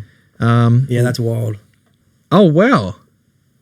Approximately 90% of people who are struck by lightning survive. Yeah. Though many survivors face significant lifelong health issues, the majority of lightning strikes don't result in immediate death, with the electricity often passing around the body in a flashover effect. Wow. Yeah. Wow. That's crazy. Well, if most people get up with lifelong effects, maybe it's not worth it. I just think that'd be a crazy thing to experience. Yeah. Have you seen what it does to the body when you are struck directly by lightning? No. It literally creates like a lightning pattern in your body. Really? Yeah. Wow. Yeah. Like free tattoos. Pretty much, literally. Yeah. But then it's also like kind of disgusting. I remember one time I took my dog out like for a drive and it started raining on the way home. And I was pulled up at this park and I opened the door and she's looking at me like, bruv, I'm not getting out. And it was torrential. And I was like, we're going for a run. Out the car we go, and I just sprinted across this field because I wanted her to experience this, you know? Like, she was having a blast. Yeah. Anyway, we get to this middle of this field and I'm starting to see lightning and the thunder in the sky. And I'm like, looking at my dog like, bruv, if you get hit, that's on you. I ran back to the car as fast as I could, faster than my dog. Yeah, it was fucking pretty crazy. But the fear was definitely there. Oh, dude, 100%. If I could guarantee that I would have no long-term adverse effects from it, like, oh, bro, then I would. Yeah, fucking oath. See what happens. There's so many different experiences that I have to know what it feels like, you know, realistically. Yeah. It's like whenever I have asked the universe to be able to bless me with whatever life, you know, I'm destined for with as much experience as possible. I've been open and honest about the fact that, you know, that comes with tragic and heartache and pain and pain and suffering. And pain and suffering, yeah. Like, really, I feel like I've been given a couple hands so far that's like, ouch. You know what I mean? Yeah. But I think it all just makes part of the arc, bro. I think it's going to be a pretty cool story at the end. Oh, yeah, for sure. Yeah. It is. You have your ups and downs. That's what the yin and yang is all about. It's 50-50 good and evil, you know? So, is there anything that you've been playing on the idea of? What's been on your mind lately, Scully? I'd love to do, I was talking about this last night. I'd love to do like nursing in the military or like some sort of medic role. Not even combat, but just related to nursing in the military or firefighting in the military or in general. Yeah. I told you I think it'd be cool to be a paramedic. Yeah. But I do just want to help people, you know. Yeah. Well, I think the military will be something sick, bro. And you should definitely at least look at reserves. Yeah. For sure. Yeah. I actually have before. They used to contact me a lot. Yeah. And same. I had like a profile with all my up-to-date information and resume. I don't know how they'd get it, but they would. And then they'd come out and they'd go, hey, we've got an offer for you. Yeah. Like, you can work on this submarine here. I remember you telling me that. Yeah, and I was like, oh, fuck, okay. And they're like, that was in one of our episodes we discussed that. Yeah. It was like 6 months at a time and all that sort of stuff. And then eventually, you know, just life got in the way and I was like, all right, whatever, maybe not. But not right now, anyway. But, you know, I've always got that opportunity. Or like there's just so much to do. We live in such one of the luckiest countries in the world, you know. Absolutely. You can just do whatever you want. Yeah. You want it to be a bum. Yeah. You genuinely get paid for can it. and get fucking paid for it too. You can. You literally and you can. be a pretty good bum. You can. You know, like you can pretty much endless fun. 100%. Yeah, if you're a bum. You can do whatever the fuck you want. Yeah. You don't have any responsibility or opportunity. Like you don't need to. But then you could also change your mind, turn around, and go, I don't want to be a bum anymore. So let's go do something else. Yeah. You know. But then it's just like, and we've all gone through that. Yeah, you bro, know what absolutely. I mean. I was telling someone the story the other day about how when I was in me worst state of mind, I would constantly go into CEX and trade in all me games and consoles and anyone's phones that I could get and anything like that. And eventually the guy was like, "Man, I've seen you like 5 times this week. Like, do you need a job?" And I was like, "Fuck, I might stop fucking doing this." Eh? And whatever money I got that day was enough for that day. No matter if it was 50 or 500. You know what I mean? Like. That was that day's money. Wait, who asked you if you wanted the job? The CEX guy at CEX. Oh, well, yeah. Yeah. Fuck.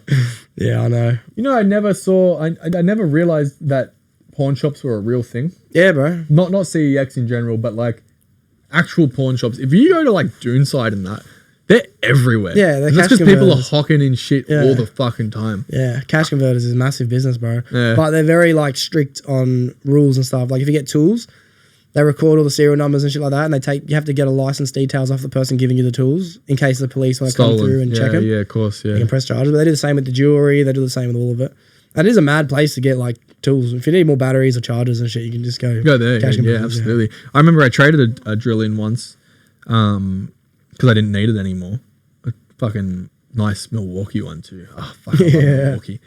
And I think I got originally when I'd had it and paid for it, it was like $700, but the whole kit came and fucking everything, right? Like the whole lot. And then eventually I just took the drill in with one battery and they gave me like $500. Yeah, really? Yeah. That's fucking pretty good. Because it was in good nick, but I'd used it a lot, but I'd never mistraded it. I'd always kept it in good nick because that's all my stuff. I'm very OCD. Like you should see my room, bro. It's like, even though my phone looks like how it does now, like I can never have my phone not clean. Like I've even got a cleaning kit for my phone and my AirPods. You know what I mean? To keep them fucking clean in general. Because I'm like, I want to get the most out of this, especially Apple. Yeah. You know Bro, absolutely. My fucking AirPods. I'll show you my AirPods after they're rooted. They're the second pair. I'm not wearing it, but now I got the Maxes. That's right. I do go pretty crazy. I'll clean them this morning. Like I do go pretty crazy. But they're nice, bro. They're clean. How much did they cost? I can't remember. I think it was like 800. It's a big hit, eh? Yeah, but they're good, right? I'm going to show you after. Yeah. Put on some 8D audio. And there's maybe some like Tokyo Drift or something like that. Okay. Bro, it's nuts. Because I've never tried them. And I've never tried the Oculus. Don't worry about the Oculus. The Apple Vision Pros. No, that's it. Not the Oculus. The Apple Vision Pros. When we went to the Apple store that time and you were like, oh, we'll do it. But then we didn't have time. Yeah. But yeah, I've never tried them. I do want to, even though it's just like part of that fucking future structure of joining the Matrix. Like, bro, it's honestly mind blowing. Yeah. It's terrifying. You can do anything with it, eh? Bro, nowadays, I went and did it again like maybe fucking 60 days ago. You can pick up things and separate them and look inside engines and move things. And now they have a feature where you can actually pin images and quotes or whatever you want. I've seen that, yeah. In real life. You told me about that actually, yeah. You can leave it in certain locations. It's like a geolocation thing and like other people can come past and see that. So you can put a picture up of your dick and like people would come past and go, oh, okay. There's Doxcast, Oh, yeah. Put the little, the sticker that you have QR on it as well. Yeah, the QR code, yeah. Well, it's crazy because you can actually go to the bathroom and leave books on the walls or you can like have 24-hour things playing. So if you're in a bad mood, you can set things to be up in your safe space. Yeah. But also, I think it'd be awesome to be able to take photos of places and people and then leave them there permanently. So the next time you're in that area, you can get reminded of the memory of and be shown what the place looked like back then too, you know? Compared to what it is, It's insane technology, bro. It is really crazy. And as I said, it just makes you wonder what the fuck they have behind closed doors. Because I promise you that leap between that and what we are using now as devices. Insane. It has to be at least 1,000 times more advanced. Oh, easily. And not just that, like the shit we have acquired over the years, you know, whether it's been dug up or crashed here or whatever the fuck. And they've managed to figure out some of it. Like, how did we go from like 2,000 years of horse and buggy and then making that 80-year jump to like microchips, you know? It almost doesn't make sense. Right? It really doesn't. You know, then it's like that we had to have help, you know? Even Herman Oberth, who I'm not like justifying I don't know who that is. The Nazis or whatever. He was a Nazi scientist, physicist actually.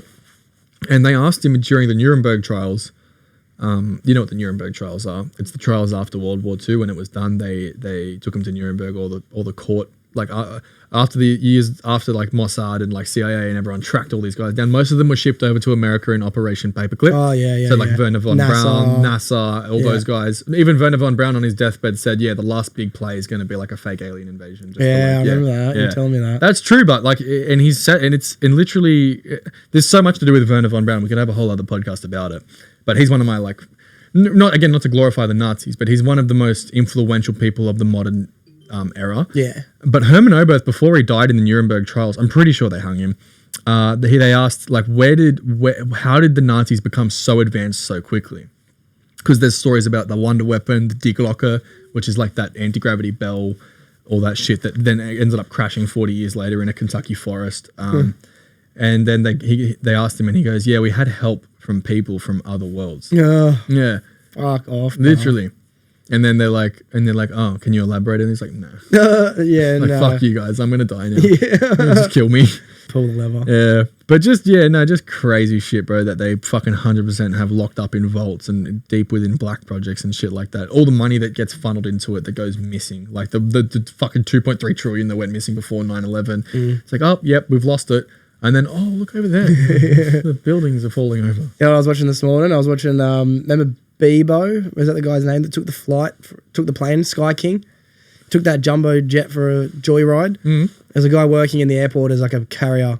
And he's seen the plane left unattended, a full 747. And he's like, you know what? Is this the guy that killed himself in it? Yeah. He just took it for a joyride. And he's like yeah. on the intercom. Yeah, I know what you're talking about. He does a barrel roll in it, bro. Yes, he ends up being about 10 feet off the ocean when he completes the barrel roll. Yeah. Survives. And then he ends up crashing after, I think like 6 hours or something. That's insane. You ran out of fuel, didn't you? Yeah, he did. He ran out of fuel. But that was always his plan, to die, wasn't it? When he took it, yeah. Yeah. Once he took it, it was his plan. Yeah. And he was admitting to it. He's like, man, I didn't even think I really had anything wrong until this. Like, fucking hell, I must be a bit loose in the head. Yeah, and then he just, that's crazy. That is crazy, bro. It's crazy. It's sad as well, but it's just crazy. And you mentioned something earlier that made me think of that idea as well. Like, it's almost like that guy wasn't like that until that moment occurred for that guy to take that opportunity. Yeah. He was saying, like, you know, there's some people in this world that are so evil, they're basically demons, you know, they're not really humans. Well, I agree with you, but at the same time, I also think it's hard to articulate because it takes away the responsibility when these people create such atrocities. We're almost removing I know what you're trying to say. Yeah, you're trying to take the blame away from them as a person and actually put it on like something else, whatever it may be. But yeah, I get where you're coming from. But I also think as well, like, do you reckon these people that are doing these atrocities and stuff, since we spoke about so much through like anything from the Epstein Islands to these, even concentration camps like we spoke about with the Nazis, bro, do you reckon these people are choosing this lifestyle, or is the evil in this world a product of the environment? Like, is the influence being put onto them from somewhere else? Yeah, I do believe that's a big part of it. It's like how every priest gets fucked by a priest, and then they fuck more priests. Yeah, you mean like as an altar boy got fucked by a priest, and then he grows up and fucks more altar boys. Yeah, that's part of it, 100%. That's why the Catholic Church has a fucking massive problem with it, and they love hiding it too. Yeah, absolutely. Like the Vatican's insane, bro. It's its own country. Yeah. It's the only place in the world like that, and you can't go in the archives.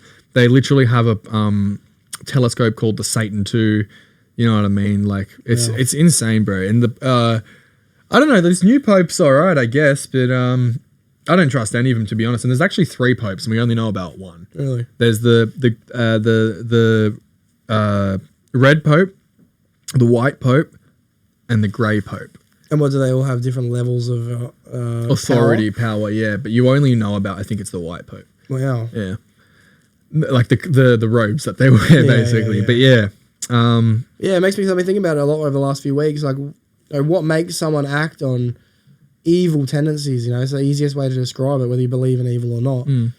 Because I can't put myself in that mindset. You know what I mean? Like, that's what's the crazy thing about it. Like, I can almost understand why most people have their own opinions and beliefs, but to act on things that are innately wrong, I think, fuck, are they choosing to be evil, or are they born to be evil, or are they being raised to be evil? Like, yeah, I think it's more so. I don't think do people choose it? I don't think people are innately born evil.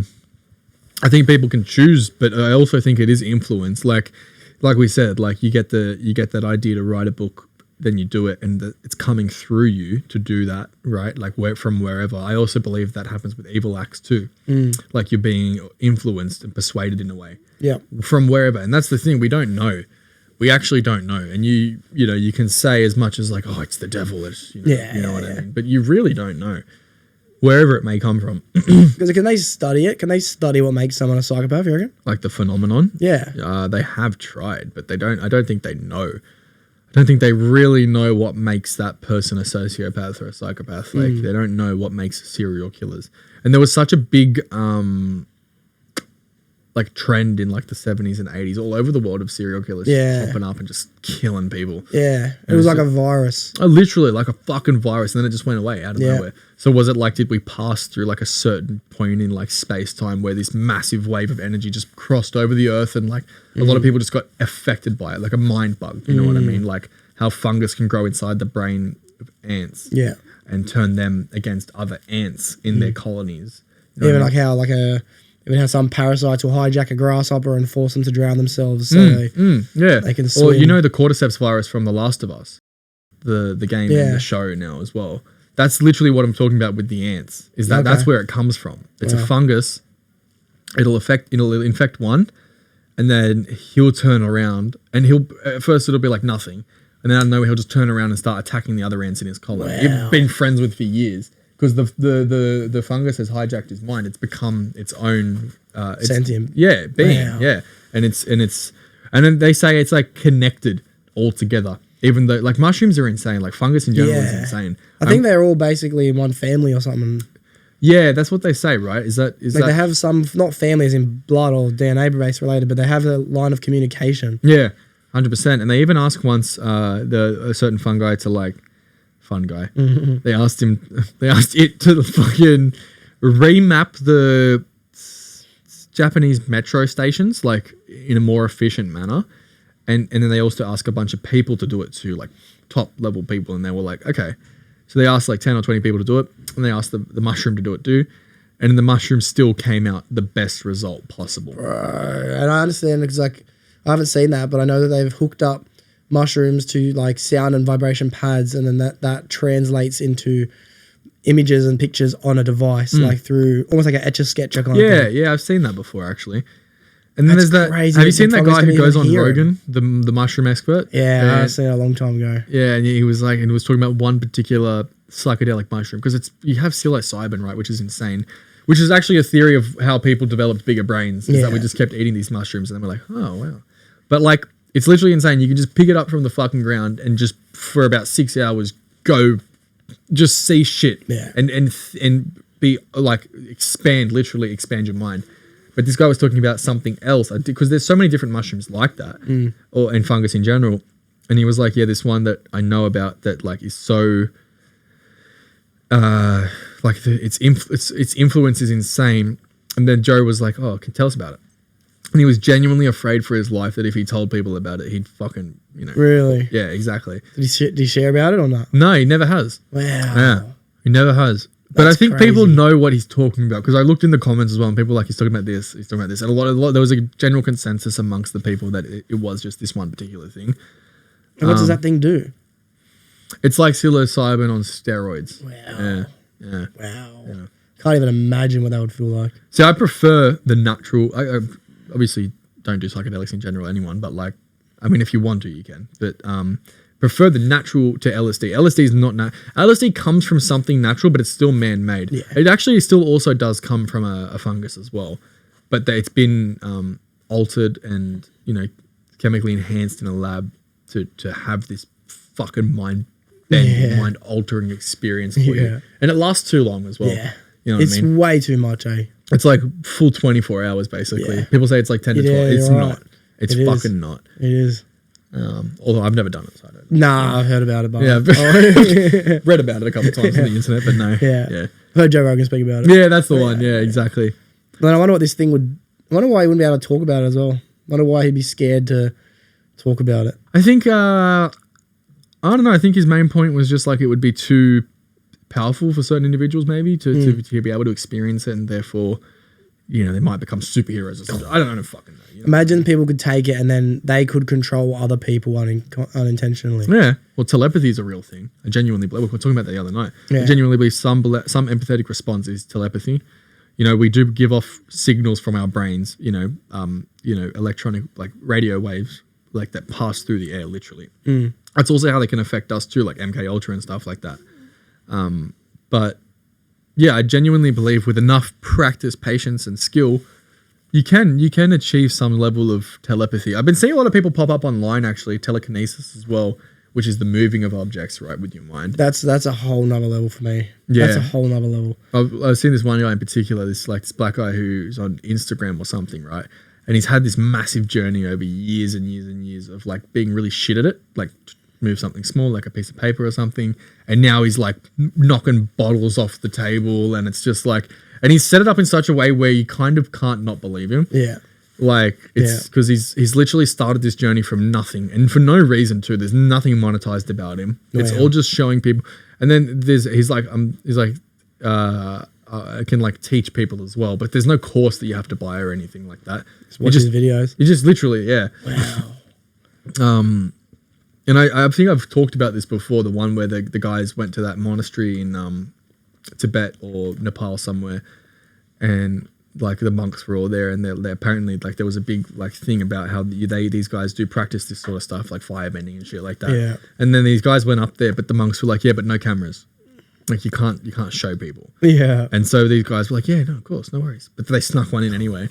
And then there was a video. I remember seeing it so clearly as a kid, or like younger, not as a kid, but like I could never find it to this day. And there's a monk, and he gets like a piece of paper in his hand, and he's like doing this, right? And he's showing like to the people like nothing, right? It's kind of like magic. And then out of nowhere, it just completely turns into a ball of fire in his hand. I reckon there's a matter of time then, if that's true, before someone sneaks in a camera probably and gets a full documentary about it. 100%. There has to be, right? Yeah. Like surely, you know, there probably already is, but he's been killed, so there's nothing. Don't worry about that. But yeah, no, the whole camera thing and content thing, like in general, bro, is it starting to scare me? Like the amount of time I'm spending on my phone realistically now, bro, all morning, all last night, the night before, like I find myself getting to a point where I'm almost reaching a level of depression from being on Instagram. And I might only be spending 10, 15 Instagram's minutes the worst. just scrolling. Don't get me wrong, I do have a lot of realistically important shit to do on Instagram. Like I network on there, I have a lot of conversations on there. But I just end up on my For You page or scroll on my timeline. Yeah, you're scrolling, bro. You just do reels, bro. And you don't know how much stories. time it takes away, bro. Bro, and it's like I feel it to the point where I'm getting sad because I spent too much time on it. 100%. And that isn't enough yet to get off it. Yeah. And then eventually, to be honest, typically someone breaks me out of it by calling me. Yeah, asking me for something. yeah. Or you just get to a point where you're like, fuck, have I been here for an hour? Yeah. Like sometimes I'll be in my car after work. Yeah. And then I'll go to Instagram for something, check a message or something. When you open a reel, but the shittest thing is when you open a reel in a message, you're able to just scroll from that reel to the next one. They set it up in such a way. It's fucking insane. Because I don't have TikTok. Actually, I do, but I don't use it. Yeah, I don't use it either. But Instagram, on the other hand, I find Instagram to be better in a sense as well. Better, yeah. And it's way more tailored to me. Yeah, Like it really is. TikTok's just the Wild West for random nonsense. Like. Nonsense. Yeah, absolute nonsense. But even Instagram, when it gives me the Wild West of randomness, it's always typically good shit. Like, and it's something you're in. Yeah, exactly. You're enjoying. Yeah. It's crazy how they do that. Yeah. It's a fucking insane fucking little piece of technology. And just bloop. Oh, bro. So I'm trying to honestly fucking stop spending so much time on it. I actually set myself a limit. Oh, yeah? Like you can do that in the app. Nice.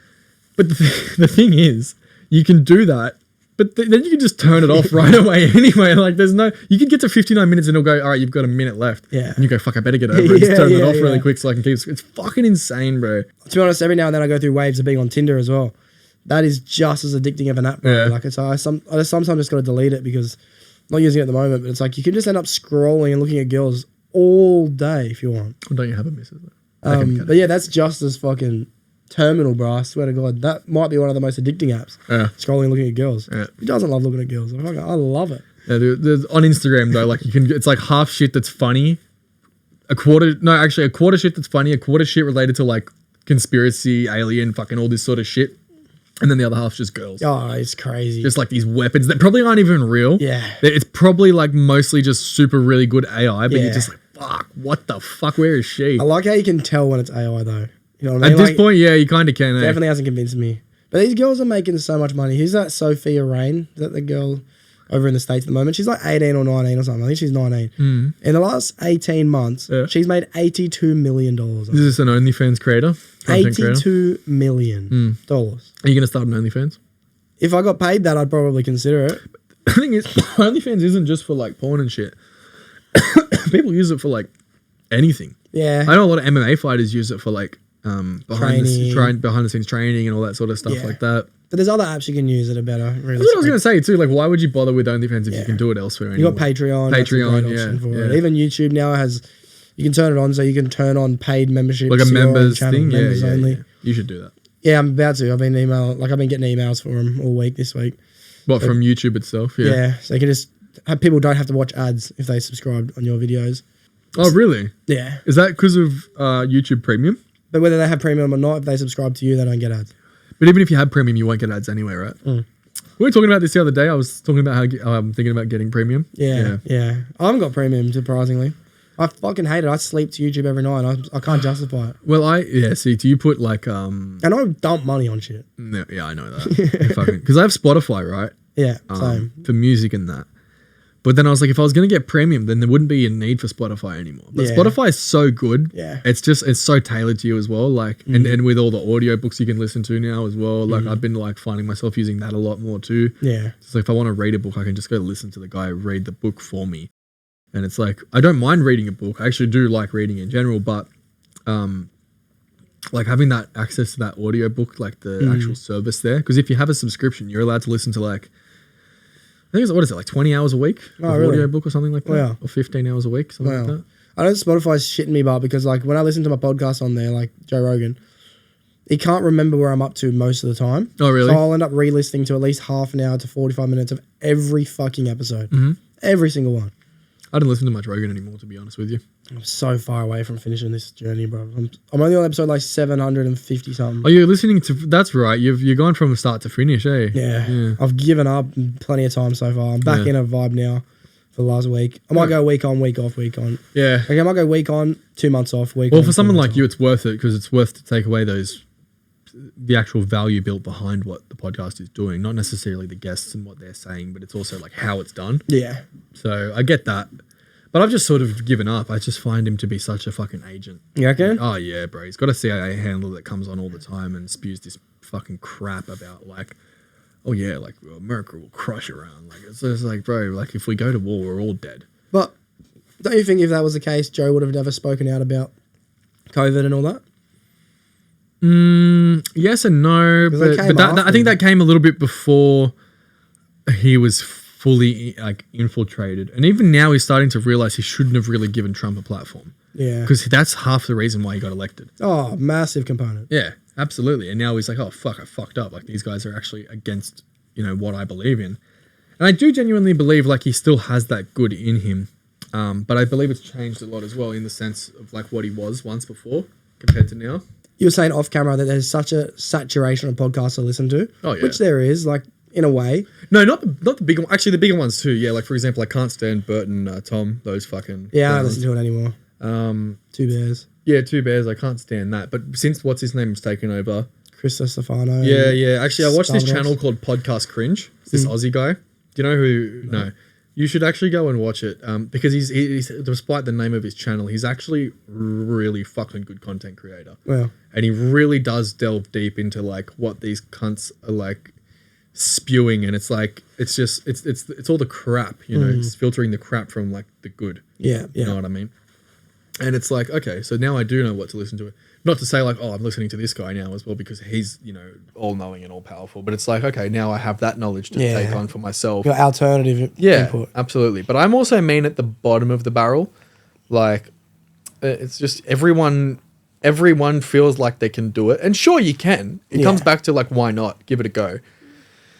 But if you're just doing it for the sake of like having your mates around and just like it's going to be the same people every time, you're not fucking expanding your horizons. You just want to talk about like what you did this week and we're going to do that once a week and you're not going to get anywhere with it. You know what I mean? What do you really expect? That's why I really do admire what you're doing here because it's like you really are just having everyone and anyone, not just like the same people, the same shit. You literally have such a broad spectrum. Like that girl with the crystal sound healing. Is that it? Sound healing, was it? Yeah, that's right. Yeah. That was a fantastic episode. She invited me up to Newcastle to do a sound healing thing. Did you do that? Yeah. Did you record it?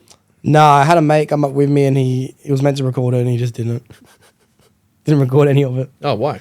I'm not blaming him for it. Like it was just a little bit of an awkward situation for him to record it. But okay. I spoke about it on a video. I talked about what it was.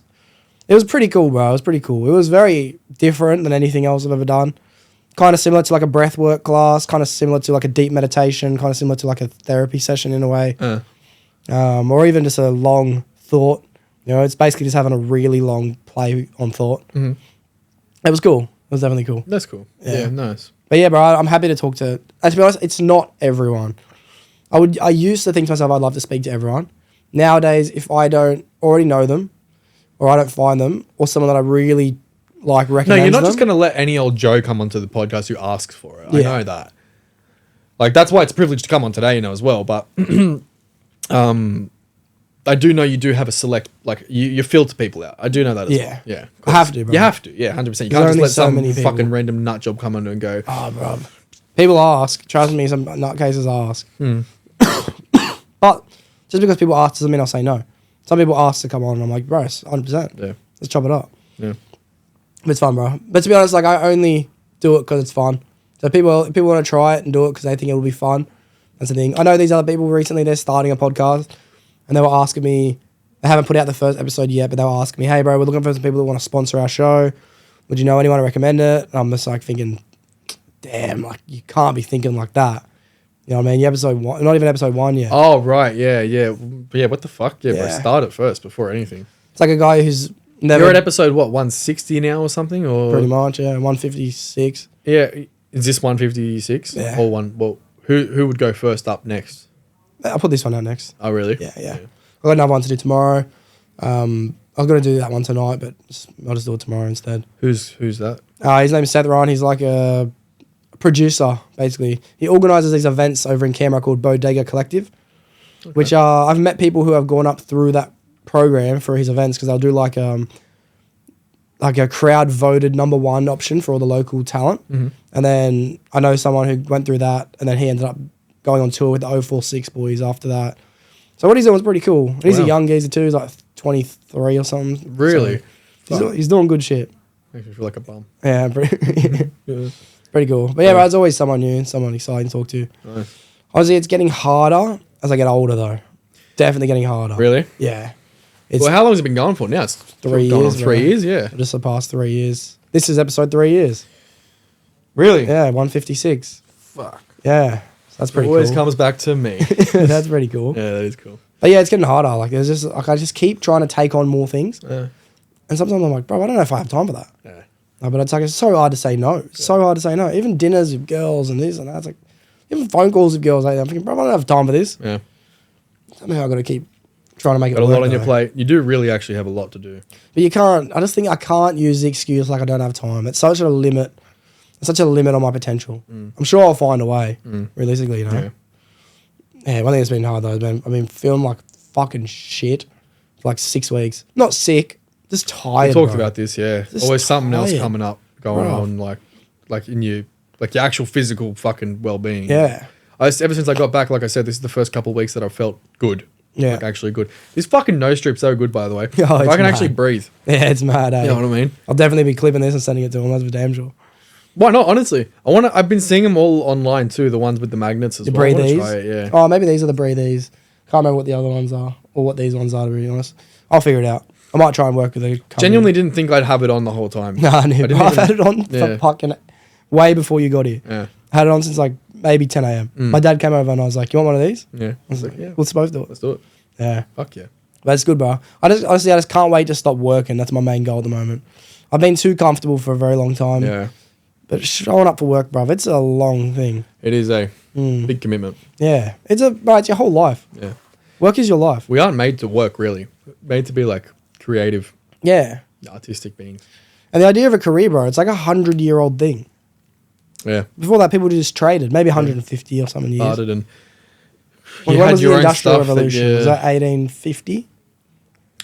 The start of the Industrial Revolution, probably, yeah, the early 1800s, really, 1850s, yeah, Yeah. and then the steam engine was invented, 1870s, Yeah. and we just went from there.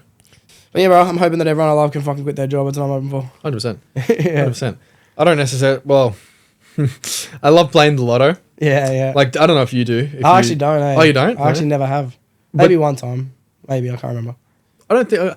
See, I only play it when it's like 100 million or like 80 million plus. Yeah. You know, like at that point, I'll go, yeah, right, it's worth it. Yeah. You know what I mean? Because like it's like one ticket. There's the guy who won it last because they keep it going now. Yeah. But the guy who won the 100 million last still hasn't claimed it, and they know who it is. Really? They know who it is, but they can't put it on TV to go, hey, please, this person. They're trying to find him because it's like you have to give the fucking money. Maybe he got on a mad bender, bro, knowing damn well he's about to get 100 million. Yeah, but then what if he died? Well, I guess the next lotto is 1,010,000. Yeah, well, 100. Yeah, well, no, it would be. Yeah, you're right. It would be 110 million. Yeah, Yeah. 120 million, whatever. I think the biggest one that went off was like 140 million a couple of years ago, and I was like, God damn, I brother. don't know what I would do, bro. But that's what I mean, having Like, that you can't opportunity tell all at people that. once. You can't tell anyone if you win that much money. I don't think you could. I think I would. Even family, I don't know. Like yeah, I would. I mean, I'd have to, but like. You'd have to find a way to give out money to the people you care about without it Discreetly. becoming obvious to other Yeah. people that they're coming into money. Yeah. Yes. It's like in I don't know if you've seen The Sopranos. No, not yet. In the show, right, in season 5, Steve Buscemi plays Tony's cousin that gets out of jail after like all these big mobsters from like back in the day all get out at the same time. And he's like, I want to change my life and I want to be a good person. I'm going to be a masseuse, right? I'm going to get my massage license and start my own practice, yada, yada, yada. And then one day, it's completely like unrelated, but this is a way you could do it. He find like these two people are like driving past, look like fucking drug dealers, like on a chase, but there's no one behind them. Yeah. And they just throw this bag out the window right next to him, and it's got money in it, like literally like $100,000 Wow. and drugs. And but like he's like he chucks the drugs away and he keeps the money, and then that's what gets him back into the life. Yeah. And the whole fan theory is that it was Tony behind it to like get him away from fucking being a good person back into the mob, like everything like that. Like that's a way you could like, not a way, but it's just like you'd have to do something like that to be able to give it away. Like you'd have to like, you won it, say 100 million. And one day I'm going out, mum, all good. Like, you know, you just, everything's normal, blah, blah, blah, blah. You go to the bank, you've organized to get like $10 million out, right? Somehow. Yeah. And you go, okay, put it into like a duffel bag and just like leave it at the front door. Something like that. You know what I mean? But like watch it until it's like, you know, for a fact they're just about to wake up and come outside for a thing. Yeah. Or just pretend like, oh, you know, I don't think you could. I don't think you could come out and go, I think I found this, you know. You'd have to let them do it. I feel like you'd have to tell them all it was you, bro, because otherwise they might start telling people they've come into money to be worried about their safety. If someone gets 10 million, bro, they're a target. How would you do it then? How would you give it away? I think you would just have to sit down and talk to everyone in your life. Tell them, I'm going to give you a total of $250,000. I'm going to give it to you in increments of $25,000 every week for it's only 10 weeks. Maybe even do it at $10,000 every. You know what I mean? And then tell them at the end of this, I need you to buy your first house. That's what I need you to do. Don't go splashing money, because if I see you start splashing, the money stops coming in. Yeah. Set them up with your own force. Once they've got the house and they buy a new car, then it stops becoming so strange. You know what I mean? They've been fucking grinding for a few years. Right, I see where you're coming from. Yeah, I mean, at the end of the day, it all just comes down to how you phrase it. Don't just be like, oh my God, I won 100 million. Here's $1 million for everyone. Like, yeah, you'd have to do it somewhat in that way. Yeah, for sure. And you would have to genuinely pick and choose who you wouldn't give it to. Oh, bro, you just So can't sad. go telling guns. No, you wouldn't, especially You can't friends. even go spending much of it. Like, you can't. Just become a target, bro. Yeah, you would. You really Be mad would. though to like instantly get security, get driven, 100%. Yeah, chauffeured valet. around. Like, you're paying these cunts to fucking drive you around and fucking, you know. I'd instantly get 5 employees. Instantly. I'd get 2 secchies. I'd get a chef. I'd get a personal trainer. And I'd get a manager. And I'd get a personal assistant. I think I'd have a security, an armed security. Yeah, fucking oath. But I wouldn't make it obvious. I'd be like, you have to walk like 10 paces behind. You know what I mean? But like, and also it's like hidden. Yeah. So it's like you wouldn't even know that he is security. Yeah. But then if something happened, you just, bah, bah, bah, you know, just start shooting people. Yeah, you just start hearing bah, bah, bah, and you instantly just think it's your security shooting people for you. You're like, mad. Yeah. Like, all right, cool. You don't even turn around. You don't even bother. Bro, I gotta be honest, I'm starting to feel fucking rough through this episode, eh? Yeah. I don't understand what it is. Woke up feeling pretty good. I got a little bit tired, so I was like, you know what, I'm gonna have a nap. Fuck, bro, I'm starting to feel a bit rough. Maybe it was the Oxy show, I don't know what it is. But I'm happy to call if you're... Bro, it's 5:15.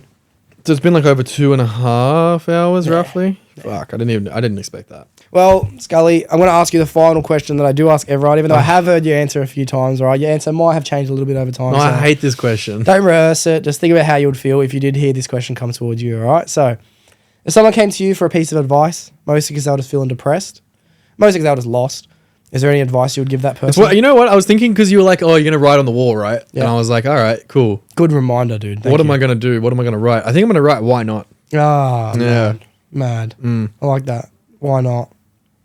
Yeah, because everyone's got an idea. You know what I mean? Everyone's got something. So most people are just unable to act on it based on whatever it is. You know? I think that's genuinely what I'm going to put up there. Yeah. Everyone's got all this like...